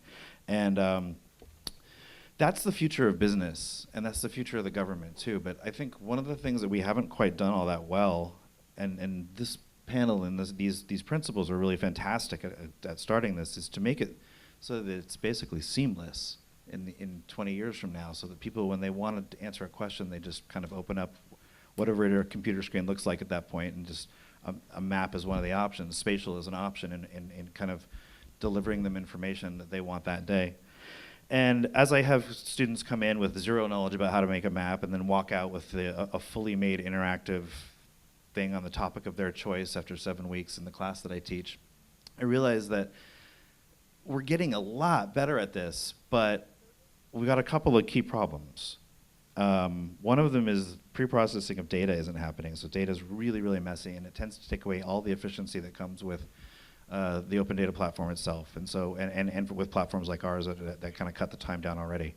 So you end up having to wrangle with lowercase and uppercase and just handwritten data and all that. So one of the responsibilities that the government has, and I'm seeing signs of it in all of these principles here, is that the data gets taken care of a little bit better before it gets to the public, and maybe has a little bit of pre-done analysis on it, so that there are a lot of options once you get that data in your hands. And then they can kind of just, the non-spatial GIS user can kind of get up and run with it a little bit better. And what that leads to is smaller, agile applications that people can just, it's like, instead of 5 or 6 applications with 1 million buttons, we've got like 1 million applications with 1 button, and people can just kind of figure things out as they need to and generate. I mean, if you think about the future, we're making GIS. I made a map of something yesterday in 20 minutes, and it answered a question for somebody, sent it off to them. I mean, it could kind of be instant if we do this really right. And so New York City has a responsibility to kind of help that happen and to make the uptake of data into the experience of users, and those are citizens I'm talking to, and then filtering that back to the people that work for the city and for businesses. We have a responsibility to make it as easy as possible to get these questions answered, so that we can not only generate more economy and keep the city moving, but to better understand our places. And the other thing that I'm just going to make 2 points just to kind of keep it short here, but so we need to kind of pre-process and wrangle data a little bit better. But then the second thing is continuous integration. So the best questions are answered when you have the data that is live at that moment. And what we're seeing with a lot of our users is that as data comes in, even at 15-minute intervals, if you can answer a question constantly, you get a lot better results over time. And you end up having a better experience and providing more quality through your mapping. And so as New York City is looking at the emergency system, that emergency system, preparing for an emergency with having all that data ready to go right when it happens, that's almost the same idea as a real-time data system that could be somehow insulated and protected from everything. So those are kind of the same task in some ways. I'm totally oversimplifying it, but they're very much in the same vein. And along with that, you could add potentially a third thing, which is information about the data sets as they change, so alerts and feedback, and kind of helping people understand what the state of the data is at all times. So there are a couple of simple things that we can do. And Noel and I, when I was working for Regional Plan Association for about 8 years, and in the beginning of the open data movement, and I remember all the conversations when we were first started, like the 7 principles of open data and how we were all going to start doing this. And it feels like, I kind of sketched this down the other day, it feels like we're in a 4th stage of open data right now, which is really compelling. It's, first we started with the idea of what it would mean to put all this data out there, because we were frustrated because we didn't know how to get the data we wanted in the first place. And that was around 2007. Then it got released, and that was like right up soon after that. And then we went this whole hackathon period where we just did hackathons all the time and just kind of explored data. But now we're seeing KPIs being met by this stuff. And so we're seeing dashboards, and we're seeing maps, and we're seeing data science really take open data and turn it into something that is valuable for housing and for transportation and for workforce. And so I think that we have an opportunity here, and the principles that you've laid out are really high quality and should definitely add up to something that can take this maybe into a 5th or reinforce this 4th stage that I kind of see. So that's kind of all I have to say, but there we are. Thanks, Jeff. Next is Tim Keane. GIS manager of New York City, and Tim's also a brilliant developer. Can I say that, Tim? Well, yeah, I'm actually prefer to be a developer, and kind of because of the absence of leadership that kind of Al alluded to, and the fact that we no longer have a director in Colin Riley, we no longer have a deputy director at DoITT GIS either. Myself and Chris Rado, who I see up top there, and I think Matt Lipper, he's in the back, we're sort of the three-headed monster taking on the responsibility of that leadership. And so somehow, I guess maybe because I'm the best looking, I'm the one up here. I don't know. I'm I don't sure know. that's- I don't know how I ended up being the one up here, but Got the longest beard. that was it. It was a beard contest. Chris is catching up to me on the ponytail length, though. So I just wanted to thank Al and Sean for inviting me to talk here, and the civic GIS concept, which you kind of were elaborating on too, that you guys have brought up, and how it dovetails with open data. And one of the things I'm hoping that that this conversation generates is the same kind of pressure that Noel and his group, Beta NYC, generated a few years back, that pushed open data out into a real product that the city is supporting and maintaining. And I think we need to do a similar thing with GIS, and so it's going to take money, it's going to take effort, it's going to take leadership, and I think to get that, the pressure from the outside is beneficial. I want to point out, though, also some of the things that what DoITT GIS is about, or what it was maybe intended to be, going back to when it was originally instituted, first under Al's direction back in 2003, 2004, and then when Al retired from the city, Marcia Kaunitz and Colin Riley following.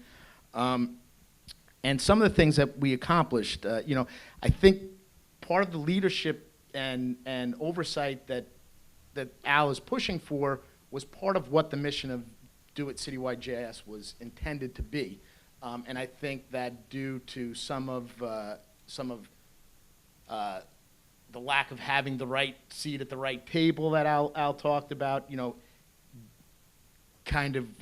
we didn't get the kind of traction that maybe we needed. I think also early on, 311 at that time was a huge effort and required a lot of spatial expertise that wasn't available elsewhere within the city, and so we kind of got on a sidetrack there and did a lot of work for 311, so it took us away from what maybe was the intended mission. And but along the lines of what the intended mission was, I think that it's important to recognize what has happened under DoITT Citywide GIS over the past 13, 14 years, and building on the initial base map work that was done.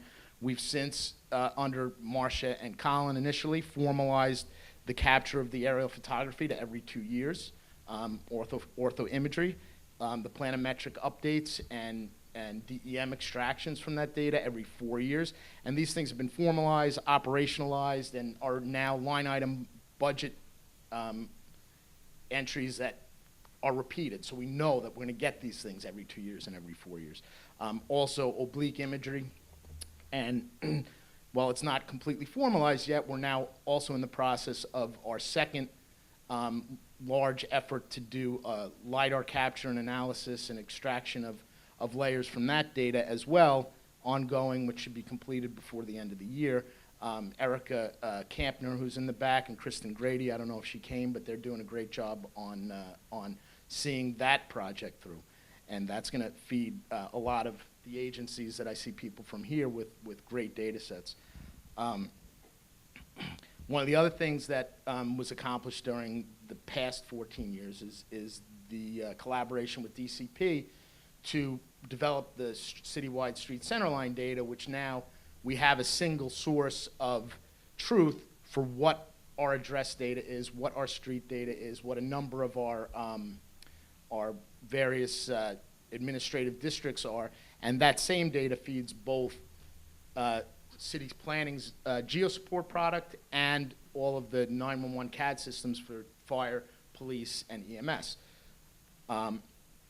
Additionally, Matt Lipper has taken great efforts to take GeoSupport and provide a RESTful API in front of that makes it much more easy to develop code that can do geocoding by agencies and by vendors that come in and build applications for the city. And that is a big effort, which we're now trying to push into a more scalable cloud environment. We also have been early adopters of use of various open source geospatial technologies over the course of these 14 years, running across our many environments, both development, staging, production, internal facing and external facing, over 100 virtual machines with GeoServer, which is part of an open geo stack at a very, very low cost to the city, paying about $40,000 a year for maintenance on a stack over 100 virtual machines, which is a tremendous saving over a proprietary solution that would provide the same. We're proponents of open stacks, open source, for the specific reasons that Al and George talked about in terms of interoperability and in building an IT infrastructure where you can plug and play different pieces at different times for different reasons, and always be able to bring in whatever might be the best solution for a problem at a given time, because you're using open standards, you're using open protocols, and you don't have a monolithic stack where you have to upgrade entire stacks at the same time. You can address individual components one piece at a time. So the leadership around what does that IT infrastructure look like to support a citywide GIS and a civic GIS, I think that's important. But I think that, you know, people like Matt Lipper and I have some very strong ideas on that, and working with Don's team and others around DoITT, the cloud team, we're hoping to move that forward over the next couple of years and be able to provide a platform in AWS for that sort of thing to happen. Also point out that the first LiDAR flyover back in 2010 produced the 3D model in GML, which City GML, which is a specification derived by OGC, and that data has been used widely, not just by people within the city, but people all over the planet have used that data for analysis and for building additional APIs and studying what does it mean to use 3D data, and how do we build applications and make smart cities. The other thing that's a more recent accomplishment that we've come along with is serving up the ortho imagery from our full history of ortho imagery as TMS, XYZ, and WMTS services available at maps.nyc.gov for any city agency to use, for anybody in the public to use. And so we have imagery from 96, 2000, and I don't remember all the years. 2001, 2, and then every 2 years since then. And plus we have a couple of historic years at 1951 and 1924, which I don't know if they were flying a balloon to get that photography back then, but it's pretty cool.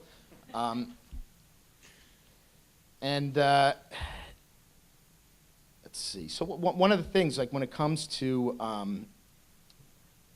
why the open standards are important, I think of an analogy of like being a mechanic, right?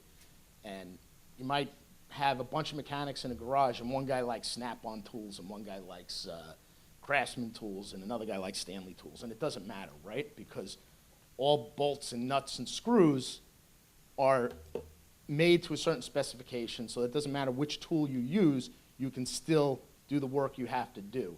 And so in building out an infrastructure, I think it's important for us to look at that sort of way of selecting what we do, so that we're not locking ourselves into anything specific, but enabling as many people with as many solutions as possible. And to me, that's quite important. And so as we go forward, as I mentioned, Matt is working currently with the cloud team to get GeoClient, the REST API for geo support, into AWS. We're also looking to get our tile services over into AWS, where they'll be more scalable and we can produce new tile sets very quickly. Getting CSCL up there, which currently CSCL and the buildings data and the address point data, we are putting that data on open data weekly and being updated weekly. We'd like to be putting it in a service-based environment where people can access that data in near real time, where we're updating it daily. That data is, in fact, being edited and managed and updated on a daily basis by Chris's team. And in that environment, be able to build a searchable index of data sets so that we can share that data readily with each other, be able to provide agencies with the ability to use that environment to bring their data sets in as well, and ultimately, potentially put an API gateway. An API gateway is really going to be necessary for us to run this environment, and an API gateway in the sense that for our critical customers like 311 or emergency services, that they have unlimited throughput to use those services, even though they're going to be in a scalable environment. The environment can't scale forever. It's got to have some limits to it. So an API gateway to allow us to throttle free usage, provide unlimited usage to the critical users, and maybe potentially to help in this effort for large-scale commercial uses, which we actually have quite a few taking advantage of GeoClient now, running millions of records against GeoClient a night in some cases, be able to charge some fee for that usage that we can put back into expanding the services for the free services for the community, free services for researchers, the available services to other city agencies. So that's kind of where we're coming from. It's a little bit more concrete and less philosophizing than some of these other people, but you know, that's my life. I am in that tsunami that Al talks about. I feel like I'm strapped to the palm tree kind of thing and just trying to hang on. So Tim, you actually have to do something. That was really very, very nice update of where we're at and a vision of where you guys are going. That was very, very helpful. Our next speaker is John Konarski. He's the Executive Director of the American Geographic Society, which is headquartered in Brooklyn, am I right? Yes. So that's a really huge thing for us to have such a valuable resource headquartered in Brooklyn. So let's hear it, John. I just want to end with more of a general perspective is how an organization like us sees it. We're a national organization, but what most people don't realize is that our real name is the American Geographical Society of New York. And when we were founded 165 years ago in Manhattan, and, we were seen to be more of operating from New York and kind of operating for the rest of the country, which many of us see New York still serving that purpose. We identify, we're going through a big change in our own organization. We were a very traditional geographic organization, society, learned society. And what we've discovered is that we needed to get in touch with the times. And really, geography, geospatial, GIS, these are terms now that we kind of use interchangeably. And that's kind of the new take that we're trying to give our organization. So it's very fortuitous that you are all doing all of this at this time when we are also looking at this area of technology. We identify innovation in this area basically in 3 parts of the country. California, I think the entertainment industry, technology, and a little bit of transportation. DC, where certainly the intelligence, defense, and other Department of State things focus in on this. And New York City, the business applications, the incredible municipal GIS history. I mean, you all deal with this every day, and so you don't realize, but it is really special. It is not duplicated in other parts of the country. And although this is New York, and people say, well, what you can do in New York, you can't necessarily do in other places, that is not true of this. In fact, there is nothing that could serve as a better example than what you are all doing for the rest of the country. We think that there needs to be some sort of a central organizing thing, and I don't know what it is. if it's an organization, if it's a group of people, but something that has to have a physical and a digital presence, a place where everybody knows that that is the center of GIS in New York. We think that the work by Alan and Sean Hunter and the Fund for the City of New York is an excellent start. Maybe that's the organization that does it. Maybe it's a combination of things like that. We're not exactly sure what it should be, but we do think it needs to be something that brings all of this together, that will bring people like this all together on somewhat of a regular basis. One of the things I encourage all of you to do is you need to continually remind yourself of the ubiquitous nature of geospatial and GIS. You work with it every day, so to you it is a second nature. Not a day goes by where I'm not telling somebody why what I do matters to their life. And when I'm done with my little 5-minute spiel about what this is all about, people are amazed. They really, really are. I know that to you it's like a second nature, but you're not living in the world of everybody, and everybody doesn't see it yet. I think there needs to be a direct, creative thinking by all of you of how can GIS be used in other things. Those people are not going to come to you to say, how can we use it? We've got to go out to them and say, you need to use this because it's going to help you in what you do, no matter what you do. And we are always telling people, everything is affected by this. There's an old saying, geography is everywhere, and we've kind of changed it around now to geography and geospatial is everything. And I think that that's something that we have to remind ourselves continually. Don't forget the economic importance to New York City of what this is about. It comes down to jobs, and jobs makes people listen. And if you want a place at the table, then we've got to push this issue of jobs. That's an opportunity for this group to come together and centralize at least how to find the jobs, where are they, that really doesn't exist at this point. We all go to these conferences where it talks about the future. And we're all like, well, yeah, that may or may not happen. But one thing we can pretty much count on, GIS is the future. I mean, there's no question about it. And so from that perspective, it's a pretty safe bet when you talk to people that they ought to invest in GIS because it is where everything is going. Again, the municipal GIS commitment, this is a laboratory for the rest of the country, and there's great opportunity there. And then finally, our educational institutions here are second to no one. And we need to really centralize the amount of educational opportunity that is available in New York City for students and professionals for continuing development to take advantage. So we offer our support to you in anything that you're doing, but we encourage you very strongly to centralize your work to some degree so that this community, this very new technology has the same problem of building community, and that's really what you have to do. Thank you.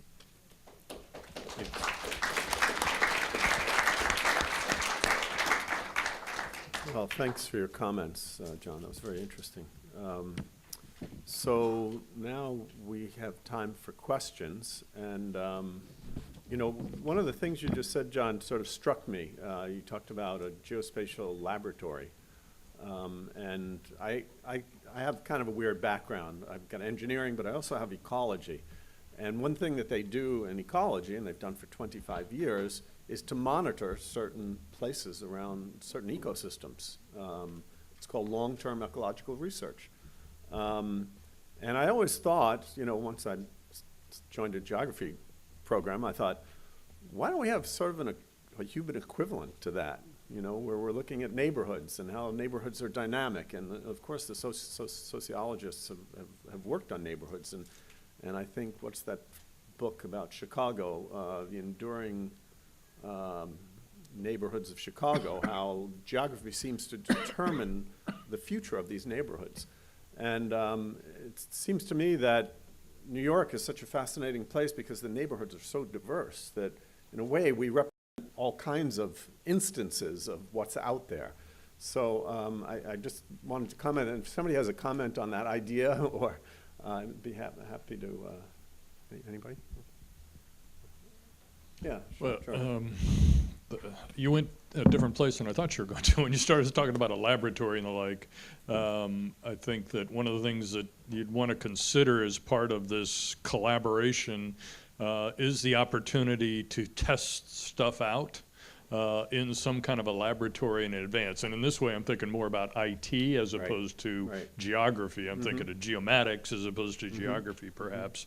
But absolutely, you know, running code wins is the mantra for our test bed side. The other side of us, the consensus wins, and you know, we got these two heads that go at each other now and then. And so, but you need that. That's where that innovation comes around from, you know, putting something out there that somebody dreams something up, a developer comes up with a great idea, whether it's open source, proprietary, whatever, put it out there and, you know, see where it goes and test it. It really is a scientific process, and you ought to embed that somewhere in this policy, probably. Right, I think that makes sense, but you know, there's oftentimes an interplay between the solving of a problem and the geospatial techniques or infrastructure required to solve that problem. So I think we should always keep that in mind. You don't necessarily want to work on the technology independent upon the problems you're trying to solve. You know, one thing I'll add is that, thank you. One thing I'll add is that I want to make sure that we're taking into consideration these things that we're saying here, and sort of, maybe I'm reading this wrong, but there is these opposing sort of concepts that are existing. So for instance, you know, the idea around geospatial is everywhere and is everything, I think is a real concept.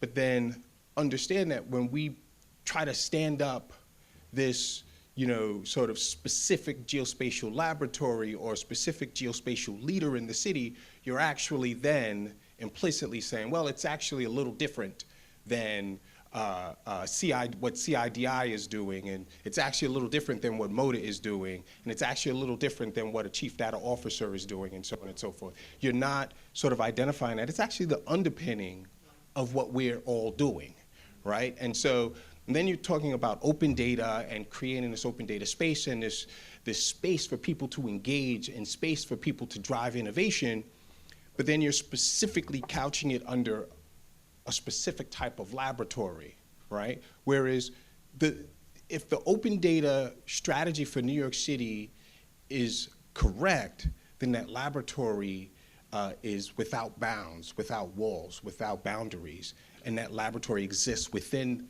the city, within the Brooklyn, because my concern is that we're leaving out South Bronx and Harlem and East New York, Brooklyn, and Brownsville, and so on and so forth, right? And so I want to make sure that these things, geospatial is identified as the underpinning, the undergird for how we drive a stronger and better New York City. We don't leave anyone or anything out.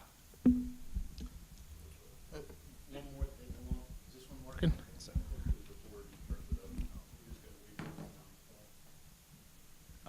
Along the lines of the same concept, that one of the things that some people talked about were standards, and others talked about near-time, real-time, continuous integration, and we'll take continuous integration to include continuous delivery in the idea of not just data, but software and services, and you know, that is the model of the cloud, that is the model of modern technology. And sometimes standards get in the way of that. And so it's important to understand. I'll just give a simple example, which isn't meant as a criticism per se of anything in particular, but with the current open data platform, there are some standards around what geospatial data should be. And the platform itself isn't really spatial. I mean, it has some spatial components, but the Socrata API is really more a basic data API for looking up tables. It doesn't do spatial queries and mapping and things like, at least not to my knowledge. I mean, it can store the data, but you can't query the spatial components. And so to that end, one of the things that has been done with that data is if you've got something like, let's just use 311 service requests because everybody's using them as an example, and you'll have a 311 service request with a dozen or more fields to identify, well, what's the community board, what's the police precinct, what's the police sector, what's the fire borough command, and so on and so forth. And if that's the standard, it becomes problematic. That data becomes a snapshot in time that can't be analyzed necessarily over a continuum. you've got something like, we had Doug Williamson in the back. I don't know if he's still here, but, oh, he bolted, huh? But the police sector data is changing every day now, and we're republishing that data. So enabling that flexibility in a platform where not only do we have certain standards, but we also have the ability for those standards or the data structures and the data versions and the data timelines to be flexible, and have a way for somebody to not just see what it was at a certain point in time or what it is today, but to see it across that whole continuum. And sometimes the standards can be a problem in making those kinds of things happen. Right, that's a great point, because I think one of the things that we're becoming very rich in is movement data. And what is movement data? Well, it varies, right? You can observe movement from a fixed point. Somebody's swiping a card to get in the subway, or somebody's taking a bike, or you've got GPS trajectories like our taxi data and so forth. And that is, if you have a standard which is geometry-based rather than object-based, that can get away with actually modeling that real-world phenomena. So that's a great Right, yeah, point. that's the whole point, right? It should be Yeah. geometry-based, location-based, Right. spatially based. That's where the relationships happen, not based on keys back to other things, but the spatial part being the key that you model everything around. Right, but it's also space and time, and space and yes. time is an attribute of the object, but this is getting too technical. One thing that strikes me that's very unique about New York City is, and it's this question, do we have a GIS data czar or whatever, is the agencies are very powerful, and a lot of them collect their own revenues, like DEP, like DOF, and so forth. And so, in terms of organization and communication, there's different models of leadership. We can have that one person at that one agency, or we can have distributed leadership. And I wouldn't want us to ignore the idea of distributed leadership, where there's a board of directors for GIS in New York City, and there's members from these different key agencies, because those agencies are really big, really powerful. They have their own needs, and they know what they want, and many of them are the stewards of those data sets. So I think when we're thinking about these leadership models and so forth, we might want to be open about different possibilities. If I could, Mike, I just want to make a quick point here. Is that Sean served on the National Geospatial Advisory Council, which was made up of government, private sector, a whole slew of people advising the federal government about GIS policy. I served on the state GAC, Geospatial Advisory Council, which did the same thing at the state level, which included key people, private, public, all the different sectors, all the geographies in the state.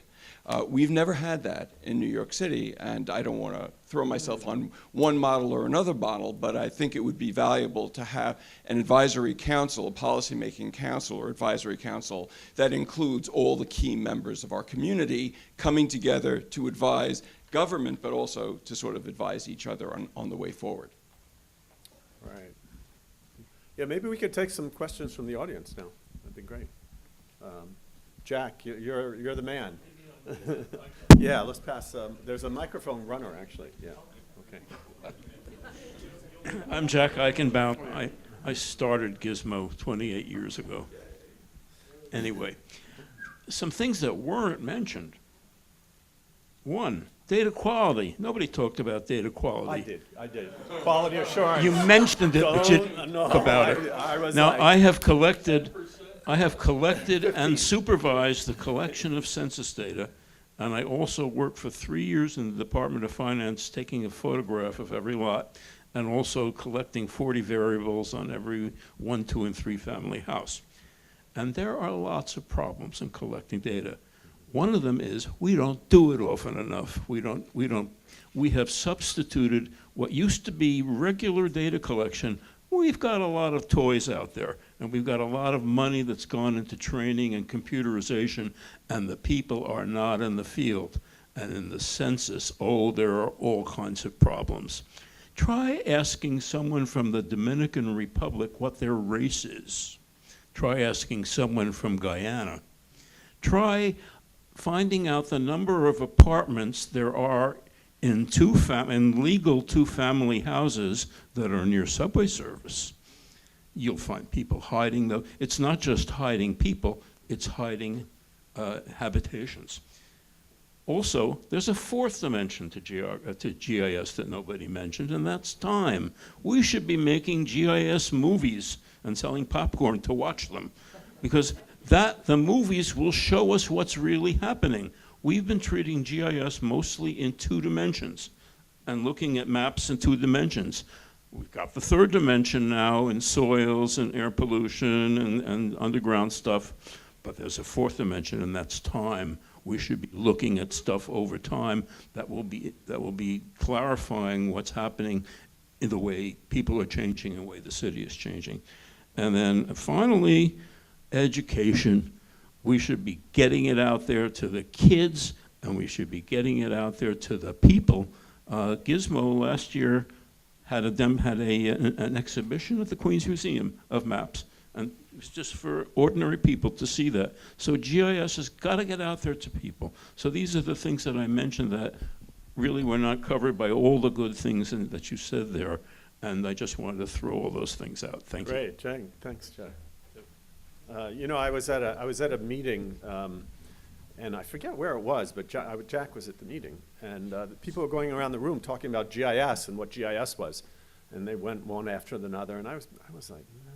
And then Jack says, no, it's not about any of these things. He says, GIS, well, what's geography? Geography is about relationships in space and time across multiple scales. And he says, and GIS is a new tool which enables us to understand those relationships. And I was like, bang. You got it. That's something really, that's actually, The best GIS is the human brain with a few geographical principles. Yeah, there you go. but There that you actually go. nails it. And we were talking about this at Carto the other day. We're sitting around at lunch just talking about why we were doing what we do. Yeah. And it is about relationships, and it's about spatial relationships and looking at the dynamics between things. And the private sector is running headfirst right into this right now, and they really want to know what the relationships between, I mean, in the simplest level, them and their customers, but them and their sources, and them and their this, and them and their that, and they are thrilled by it. And so the relationships are the key, and spatial is special in that way. But as a data, I always kind of question that spatial is that special, but in the relationship understanding, it's kind of key. Maybe if I could add, to draw on the census and your question about cultural geography of the city, I think there are elements of it in the city if you look at events like this, community events, right? This is our community having an event here at this location this time. And you can track that across different groups, different sectors in the city, but it's disparate, it's not collected, it's not integrated. You can do it through the locations, through the wonderful address geocoding of nonprofits and community organizations and foundations. And if you map those across the city, that's another important aspect of the cultural geography of the city. But I think where we're falling down on framework data collection, not to throw mud at the census who's not in the room, but the switch from the long-form census to the American Community Survey increased the frequency that census data gets taken in the city that's really relevant for cultural, but it's decreased the accuracy at the local level. So the error bars that come with published with the American Community Survey show that it's really representative for the city as a whole, or perhaps for a borough. When you get to the neighborhood level, the error bars grow quite large and make the data much less useful. So I think the city has done a lot of work. I'm not intimately familiar with it, but I know, for instance, OEM has information on what languages are spoken where for use in emergencies. And that is a key aspect of cultural geography that perhaps if we can find a way to do it anonymously, we can open up that data and make a cultural map of the city that isn't in private sector hands, which may not be terrible, but as we've seen with Facebook, you know, some of the richest data out there on cultural attitudes is in hands and sometimes being misused. So it's important to have a integrated open version that is properly vetted, I think. Okay, some other questions? addition to the recent net neutrality laws being taken away, and since GIS is sort of integrated through the usages of the internet, there should be a tendency to observe the neighbors of professional. Use your microphone, hold it to your mouth. There should be an observation of the neighbors of GIS and sort of use that to sort of comprehend the dynamic of the profession and the field and the job outreaches that are available. So certain dynamics and policy changes have been being made towards social media and data integration and collection. That should be looked at within respect to Facebook. It should be made more public, and there should be more transparency to the data that is being given to the public, and there should be more focus on acquiring the pulse of the people by actually focusing on the people in the varying economic neighborhoods. So I think that should be something that should be looked at and not overlooked within the actual mindset of caring for the consumer as a consumer and a person, and not just another dollar. Right. It's a good point. Yeah. Other questions? Can I say something to the net neutrality point? I think that's thank you. I think that's a very powerful point. Everyone in here has been following that, right? And so remember, when FCC shifted the Obama era rules, one of the things they said was that the FTC was going to provide oversight. And what did the FTC immediately do? They said, FTC who is going to provide what oversight, right? That's not what we do. That's not in our, under our purview. And as a former CTO of a federal agency, I totally felt them, because laws come down and you realize as an agency now you have to implement that law. But the first question you ask is, are we capable? And FTC was very clear and open about their inability and their desire to do that. So then what happens? What happens? Well, or what should happen? Localities and people within cities should be the ones that are stepping up and sharing and creating spaces where this information can be shared about who's getting access to what. Because net neutrality doesn't start and stop with broadband access. It goes all the way into access to technology. It goes into open data, access to data. Access for certain communities is a real thing.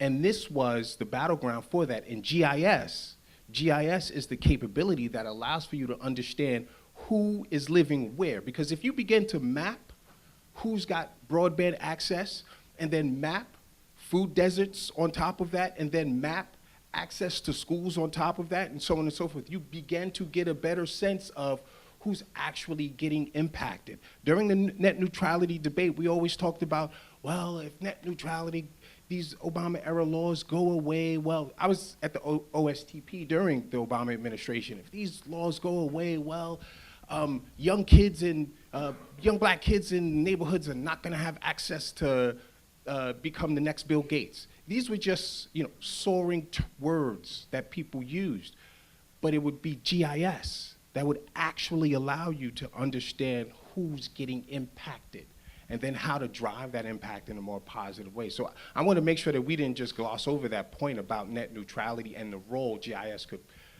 potentially play in really buttressing what's coming from the current administration. So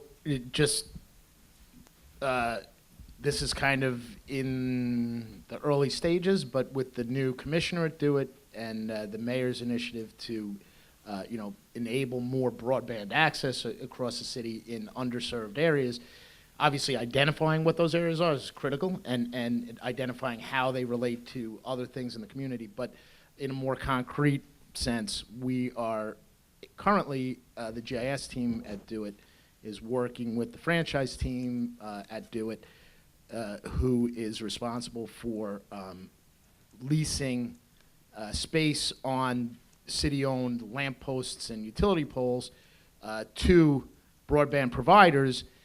We're working with them to update the application that they use to manage those contracts and track those installations, and working with the commissioner now to potentially look at how we can, in the redevelopment of that management tool, help reach out to some of these underserved areas. How can the city's franchise agreements and the software that we use to manage it, be used to help solve some of these problems? Can I add on to that before? Sorry, no, we'll go right to you. Sorry, man. this point about the connection between, well, net neutrality is the example, but it gets back to Amun-Ra's point earlier that we're not just this geospatial community, we are part of a larger IT community. And we know the effect that, for example, cloud computing has had on spatial. You've got folks in your team hosting stuff like crazy. What we know is coming forward is, we also know there's this edge computing where all those devices out on the edge on the lamppost and the like, the ground in between, which has now been, wait for it, fog, labeled fog computing. But what that really is it's all those providers of communications have spare cycles on their routers, on all their communication equipment. So they see money in this commodity computing that's going to happen in the fog between the cloud and the edge, and that's going to become a ground swell of machine learning in the fog for decisions that don't happen in people's brains, but happen in machine learning algorithms, which, to get back to the point about, what decisions are we making? We don't know what machine decisions those machine learning algorithms are making in the fog, so we've got a long way to go. No. So this is two-parter. One is a kind of observation, and then another one is the actual legitimate question. So from my point of view, over the last 4 years, we had strong leadership helping coalesce some of the GIS work. We had Colin and we had Amin, and they've been gone for roughly the last year, and this administration doesn't seem to active in looking to find replacement for them, and through their leadership we were able to get legislation passed that actually put some conversations around standards. So how do the so to me it's kind of like having a board without having people that are actually defined as the point leaders are pointless if you have an administration that is not caring about this stuff. So how can the elders give some wisdom to some of us who are in the trenches now on how you were able to develop that leadership without maybe administrations that were passionate about these issues? Can I say one thing? Now on the other side of city government, I so appreciate Noel at a totally different level now. The things that he's saying are spot on about administration, and there has to be leadership from the top all the way down to sort of drive these efforts. What I will say is that in my experience, my job was to convene as the director of MODA, but the people who actually drove were the folks from DoITT, Duff, Marianne's team, PD, the GIS experts across the city were the people who drove. We have to give them a space. Right? And that was I can't forget Jim and team, right? MODA had such a special relationship with EM. We had to create a space and then get out of that space and let those folks drive. And so I think the leadership, whomever that is going to be, and as it's shifting, now DoITT has a new commissioner and so on and so forth. I don't know what they're going to do with the CTO role and so on and so forth, but the leadership has to create a space. Now, when that space is created, then it depends on who gets into that space. And I think the GIS leadership across the analysts and otherwise across the city and the civic leaders will need to move aggressively to fill that space, including GISMO and others, to drive a lot of these initiatives. I wouldn't leave it up to folks like myself to do beyond what the body collective can do. But leadership's job is to create a space for that body collective to then drive the change. That's it. And then fund that infrastructure that's necessary to do it on a technical level. There is all the people that are driving this stuff and using the data and making the data, but without some unifying technology, it's still I think that's where we're at right now, right? We have all these agencies doing great work, and it's not for a lack of talking together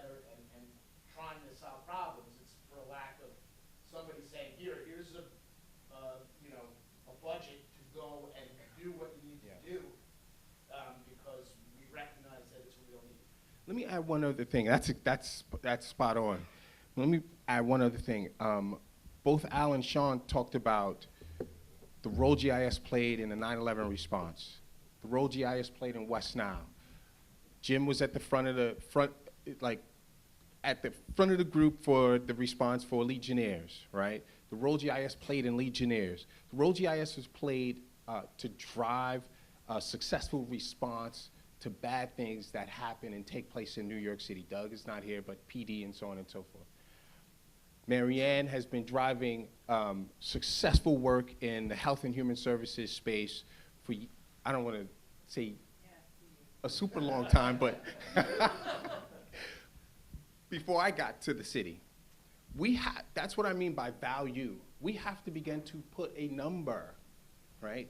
A value to the work that GIS has been doing to enhance the capability of the city. We have to begin to show that value, because once you show that value, because Marianne, if you went back to your incredible team and said, tell me the number of people we've ensured were healthier across the city from the work that CIDI does, or tell me the number of people who are engaging with the city on their taxes and being able to invest better into the city through the work that DOF does. When you get that number and you put that number square in the face of city leadership, they can't ignore it. You know, Jim and I sat together many times on the Legionnaires thing, and it was miraculous, the work that was done over the course of that years with the partnership of DoITT and the flyovers and so on and so forth. We had a number. It was like 4,300 and something were the number of cooling towers that FDNY, EM, Department of Health, and others counted. We had a number. We put a number to the work that we did. Let's continue to put a number to the work that happens across the city in GIS. And then the leadership, whomever, however it shifts, cannot deny the role that GIS is going to play in the city. Given your other story earlier, too, I don't think there's anybody in the GIS community, regardless of what agency they're in, that doesn't feel like they're in that group of people who had to try really hard to get what they got. And so they all have those values. So it's the value that we have to get people to recognize that we bring. Yeah, I think that, just to finish that point about, we all see this stuff as really good. GIS is good. How could they say no? Because it's really good stuff. We take it to the leadership, and they look at it and say, well, it's nice technology, but how do I compare this technology to other choices that I have to make? And so I know, for example, working with Alan on the underground project that we want to do, it's about estimating the return on investment on building an underground model is tremendous. And so if you take that to city leaders, you'd like to think that's because they're not going to compare it based upon, features or wonderful things. We should all model our data according to objects, and they're going to say, what is the jobs, what is the money that's saved, and how do I compare that against this other really important thing I've got? And so until you can take that to them and get the leadership set up based on that, you got to go there. So I agree with Amin. I'm with DOF, and he and I sort of were in touch with each other when he was with MODA. So I agree with him in several points. The first, you need a benchmark, and that's something that we did actually when we brought in Cyclomedia, and we benchmarked the number of inspections that GIS and Cyclomedia enabled us to do. I tell you, in a period of 5 months, we went from 22,000 views of property last year to 67,000 because we had Cyclomedia and we were able to control how they go through maps. In terms of revenue, 240 million increase in revenue because of that. So we took that to leadership, okay, and that's how we were able to get a second drive of Cyclomedia. That's how we were able to get another flyover for pictometry, okay? So having the numbers, I think, and I think it's, honestly, I think it's much easier for DOF because we do the property taxes. So, but to the gentleman's point, Jack Eichenbaum, I think he used to work with property also, which is basically where I work. The data is really bad. We found a lot of buildings that we've missed, meaning that they appeared in the assessment roll as vacant since 2008. We saw it in Cyclomedia. There was a new building there since 2009. We missed it. Okay, we've seen parcels where they were coming in as vacant from 2010. We look at cyclomedia, there's a McDonald's in it. So the revenue that we've lost, okay, without the use of imagery, without the use of GIS to control, right, which parcels have been seen and so on. So just from last year, 240 million for 5 months of changing the workflow. Okay, so that's number one. The second thing is, and so for that we were able to get a lot of drives for Cyclo. Okay, so the second one is, I think data sharing is a great idea.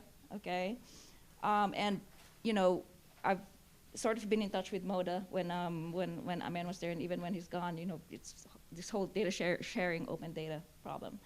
The problem is that each agency has its own legacy data and its own way of defining even the simplest variables. And let me give you one simple example.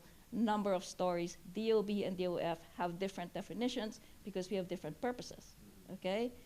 DOF, our purpose is property assessment, so we don't define the basement as part of a story because it's not part of living area, but you will see it in our data as number of stories. You will see the same thing with DOB, different data. Who's the steward of the data? This again goes to the question of what do you standardize and why? Exactly, but someone has to make that decision. Or not, right? Or not. But exactly, but someone has to have, but someone has to say that, okay, DOF, when you enter this data, don't use the variable number of stories, and DOB, you should use a different, but no one's doing that, okay? And another big problem is vacant property. How do you define vacant property? Well, a lot of people use DOF data. Well, I'm sorry to tell you that we define vacant property as no improvement and no use, which means that if there's a parking lot, well, there's no improvement, but it's being used as a parking lot. We won't define it as vacant because we will assess it as being used as a parking lot and not as vacant land. But again, the public doesn't know that, so, I agree, someone has to make this big decision of, who should be a steward of what data and how should that variable be defined, okay? And that someone has to actually understand how the different city agencies use the data and why they need that definition. Thank you, Assistant Commissioner Quintos. That was very helpful and very impressive. You actually have a straight line from GIS to money. It's like, whoa. Well, they're the Department of Finance. Exactly. Every line goes to money. What I'd like to add in terms of DOF, that it's not only the money, but also the policies that we are trying to change. And that because now we can visualize items that existed in our data, but nobody was tapping into, now we're moving to 3D, something that we couldn't do in the past. And we're pushing for that because the real estate industry, as you all know, is very aggressive. And we want to be able to effectively assess their needs and determine if we can move forward providing the services that they need. So having said that, policy is something that, it's not immediately tangible, but it stays once you put it in effect. And I taught her the first remote sensing. Yes, he was my professor. Yeah. I didn't know I'd be running mics, but here I am. It's like Maury Povich. Hey, everybody. Why don't you say who you are? My name is Matt Lipper, and I work for DoITT GIS. So obviously, there's been all kinds of good things that were said today. And just regarding something that was just said a few moments ago, this is from more of a technical perspective rather than a social or professional organizational perspective. But let's remember the internet itself, and let's remember the interoperability and the distributed nature of following open standards and protocols. Whether or not you choose to open source your code, to me it's a false dichotomy that you have to choose between a single data model that speaks to the entire city of New York for both government, business, local communities, or you have to sort of just throw out your hands and it's a free-for-all. There are plenty of established protocols and designs. Hello? Yep, I'm back. So there are, you know, the internet itself, and for example, REST as one type of protocol supported by the internet.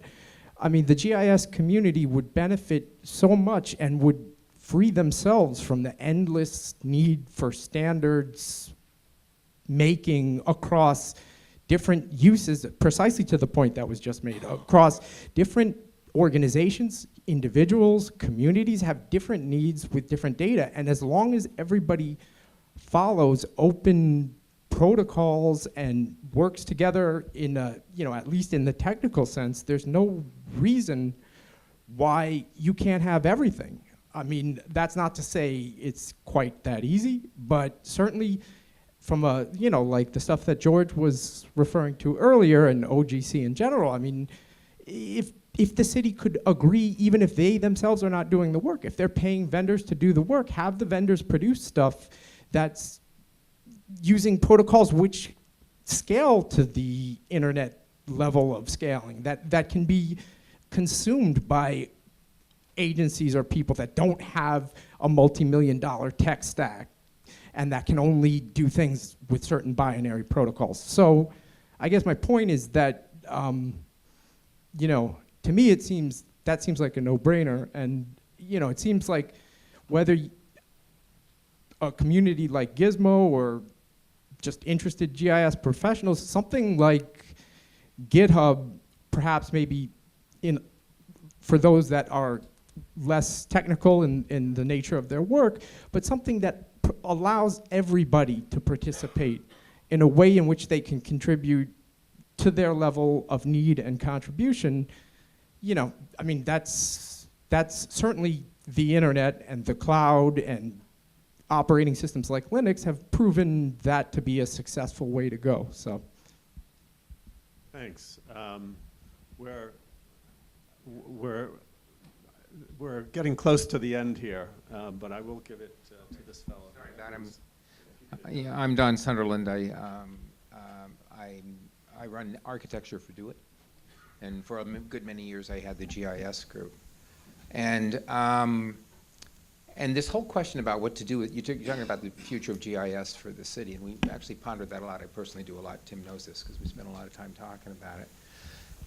The first thing I needed to do was to try to get my mind wrapped around what makes GIS so special, right? Because, I mean, I know we're talking about standards, and we're talking about the cleanliness of data, and we're talking about getting people to understand what they need to contribute. That's not unique to GIS. That's data, all data. All data is dirty, all data is ill-formed, all data needs standards. I mean, so what makes GIS so special that it needs its own focus one way or another? Because there are other data areas that are pretty specialized. I mean, you could look at, like, you know, medical records and say, well, maybe we need a chief medical records officer for the city too. I mean, there's all that. But what's unique about GIS isn't the G part, but the IS part, because they've been making maps for years and years and years. And what's interesting and what makes it really unique is that it has a consummately intuitive real-world corollary. It's data visualization with a model that everybody inherently understands. And that makes it really powerful. And when people were just making maps and you could turn to this page or that page, and when you went on vacation you had pockets full of them because you wanted to see what the restaurant maps were or whatever, then nobody thought a whole lot about the fact of improving on that paradigm. But as soon as you threw the IS in, it became actually a digital model of the world. And there are digital models of lots of stuff. And they work really well. I worked on Wall Street for years, and we had digital models of behaviors that you don't even want to know about. But what's amazing about this digital model is we can't sit here in this room, or you can't sit in a standards body and say, so what's the next depiction going to be? What's the next thing we're going to try to model using this framework that everybody inherently understands? And the only way to do that is to go out and encounter the problems themselves. That's what made 3D Underground so interesting, right? Until you actually apprehend the problem, you don't realize how far you are from having the information you need to create the model that can actually map it into the real world. And by the way, I mean, ironically, I mean, my sense of how important this 3D corollary was when I became responsible as the head of application development at DoITT at that time for the most important program in the city, which is Plow NYC. And when, yes, yeah. You think I'm kidding. What made it so important was that you could, all of the residents of the city could look out the window and see if what they were looking at on their computer screen was lying to them. And Tim will tell you, I mean, and Matt, poor Matt was back there. I mean, you know, we were on calls every weekend for a whole winter making sure that was accurate. So I think, unfortunately, I mean, I totally believe in standards and we have to do that, and I think that's the only way that you solve these problems. But the basic problems, there are kind of two ways that things get standardized. There's that internet way that Matt was talking about, which is really great because you're starting out with an abstract white sheet of paper. You put together IP, you put together W3, you tell, go have fun, guys. And when they see how flexible it is, something grows out of it, and that's really great. Unfortunately, we don't get to grow anything. We have to keep trying to map back to the same old thing in more complex and unanticipated ways, right? And I think that there are two avenues for getting that right. I mean, one of them is, you know, you try to have your subject matter experts and your consortia who are really interested in a purely global way in solving this problem and making stuff really usable. And then you go out and you look at the folks who are trying to deal with why should I bother? And when you look at all that dirty data you're talking about, one of the reasons why it's dirty is because they're not trying to produce data for you to visualize. They're trying to produce data to get their jobs done. That's why we have all the variability in the way that we represent that data. So what happens normally at that point is somewhere along the way, if you happen to believe in capitalism, and I'm kind of in the middle on it, is the private sector comes in and they start finding all kinds of really good uses that people start signing up for. And they start promoting the capability to actually create the tools that allow you to do this stuff.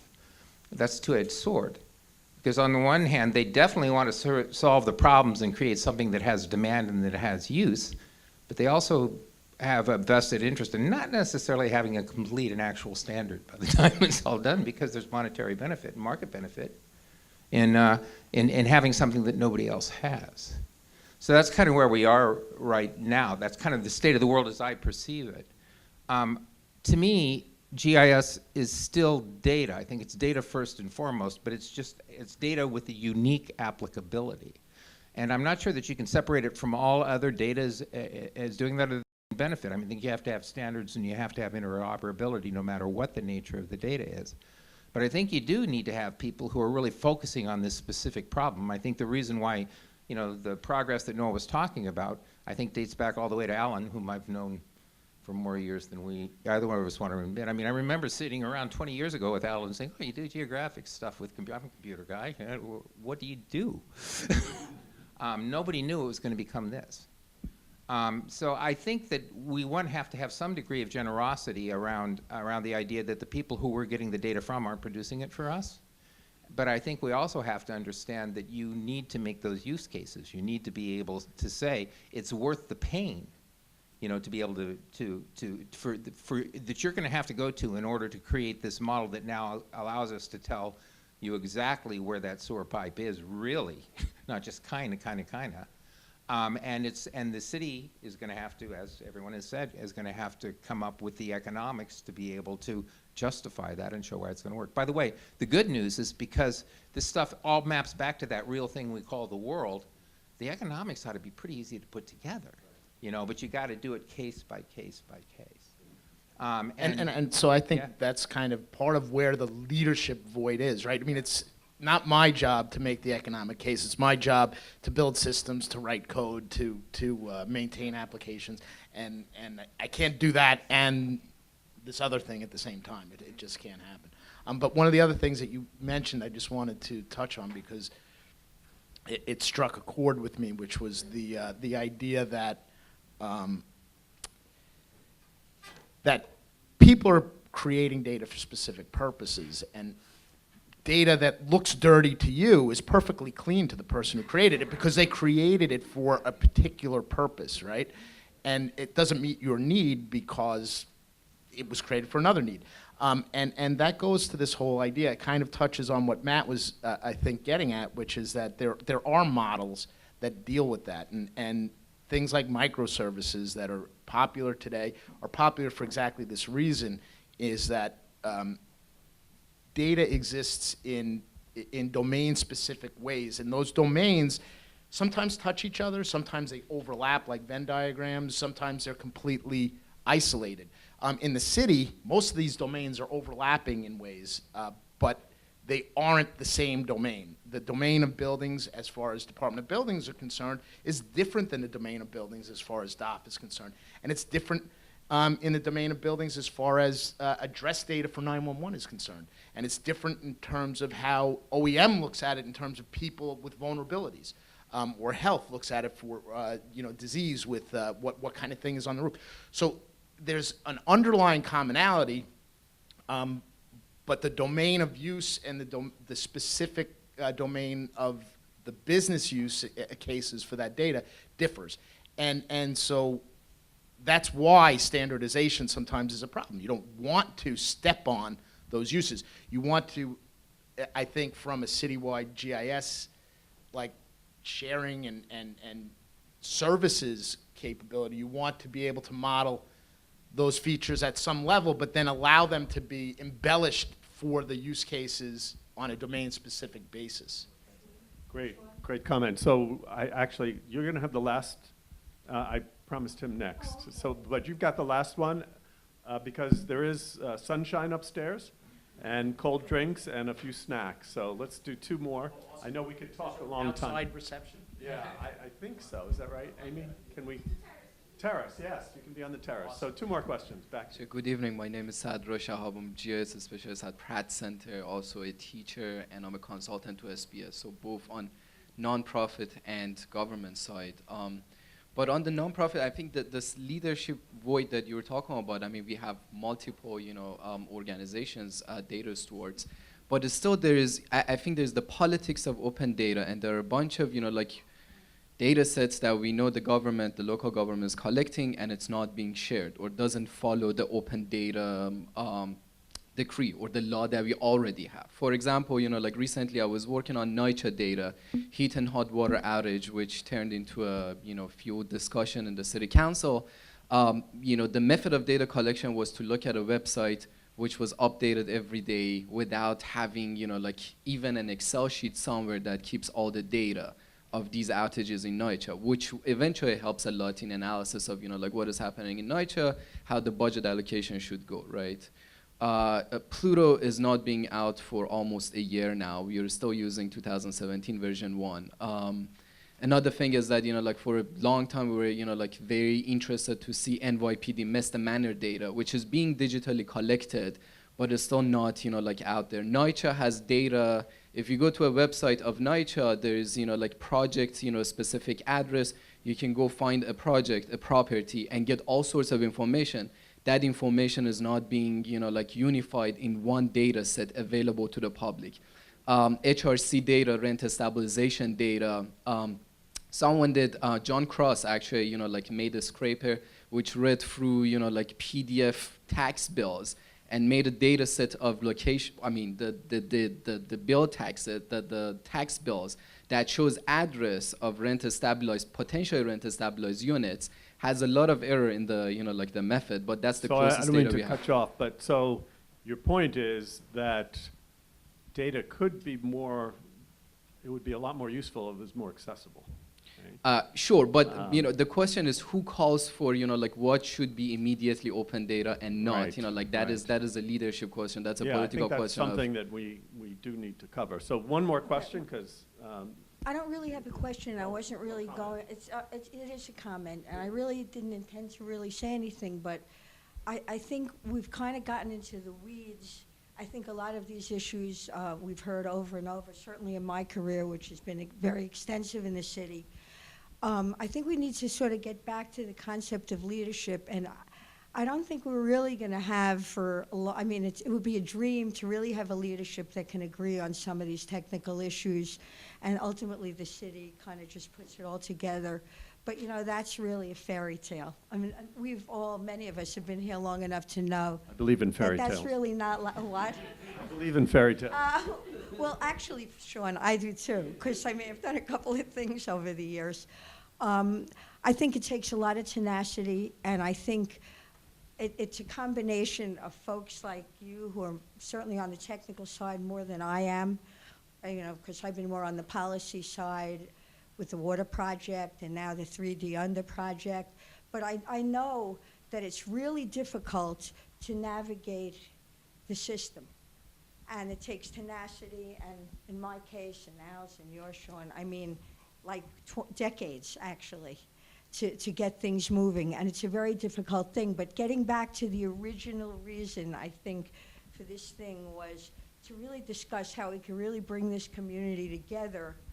And honestly, I'm not a fan of committees, but I will say this, and God knows Sean, Al, and I know that at the beginning of development of the base map, we literally put players from different agencies in the room, many of whom were technical, a couple of them, including myself, who were more policy-oriented. And I think going forward, we need to have sort of that model, not talking about a digital model now, talking about a human model of people who are credible from the agencies, and some of us who just continue to be so seduced by this technology that we continue working with or without money to make it happen. And it works that way. I mean, we need a group of people, and actually maybe working from the mayor's office, which we had done long ago, to meet and discuss. It starts off, it's very difficult. It's havoc, because the policy people and the technical people really don't understand each other for a long time. And then over time, you really do, because it's true what you said, Tim, is that you can't do what you do and do the other stuff and try to get the money and it's just an impossible thing. And we need that combination again to get this going. Well, what's key about everything you said is spot on. What's key about how we bring that to what Noel was asking. Sorry, thank you. What's key about everything that you said, Wendy, is so spot on. But to bring it back to the question that Noel was asking, and that you were asking about the leadership, is that there has to be someone who is going to respond to what that steering committee and what that group ultimately comes up with. And I think that's where the void in leadership is now, is someone to take that advice from this amalgam of leaders across the city and smart folks across the city, and then move on. I do want to take 2 seconds to answer the open question. I'm going to parrot a friend of mine's, Ben Wellington, in his TED Talk in 2013, and say, New York City open data is really good, and it is the best, bar none, but it can be better, and it should be better, and it has to be better. That there is a resources challenge that I've seen from the agencies. When I was at MODA, when we went to agencies, and the agency says, yes, I get it, I'm on the hook for these data sets, but you know what? I'm also on the hook for these 7 things that the agency has to do, and they have to do them in the next 3 months, or else that's our behinds, right? What's my response? No, open data first. And so there has to be more resources at DoITT and at MODA for that to happen, and then more resources at the agency side. I can't tell you how many times an agency person said to me, yes, I want to do that. Let's do that. Are you going to pay for that so I can do that? And so let's get more resources, and we need a voice to drive that to the city leadership to get more resources in open data. There has to be more, because it can be better and it should be better. You're right. All right, so I think we're going to wrap it up here, and let's give a round of applause to the panel for their excellent contribution. And thanks to Al for really being the driver behind this session. If you're not a GISMO member, please consider becoming a GISMO member. Go to GISMO NYC. If you're a student, you can join for free. If you're not, it's $20. Please join us. And State Association membership. we do have a reception upstairs, so I think it's 2 floors up. And it's a beautiful terrace and a beautiful day, so please take a few minutes. She never said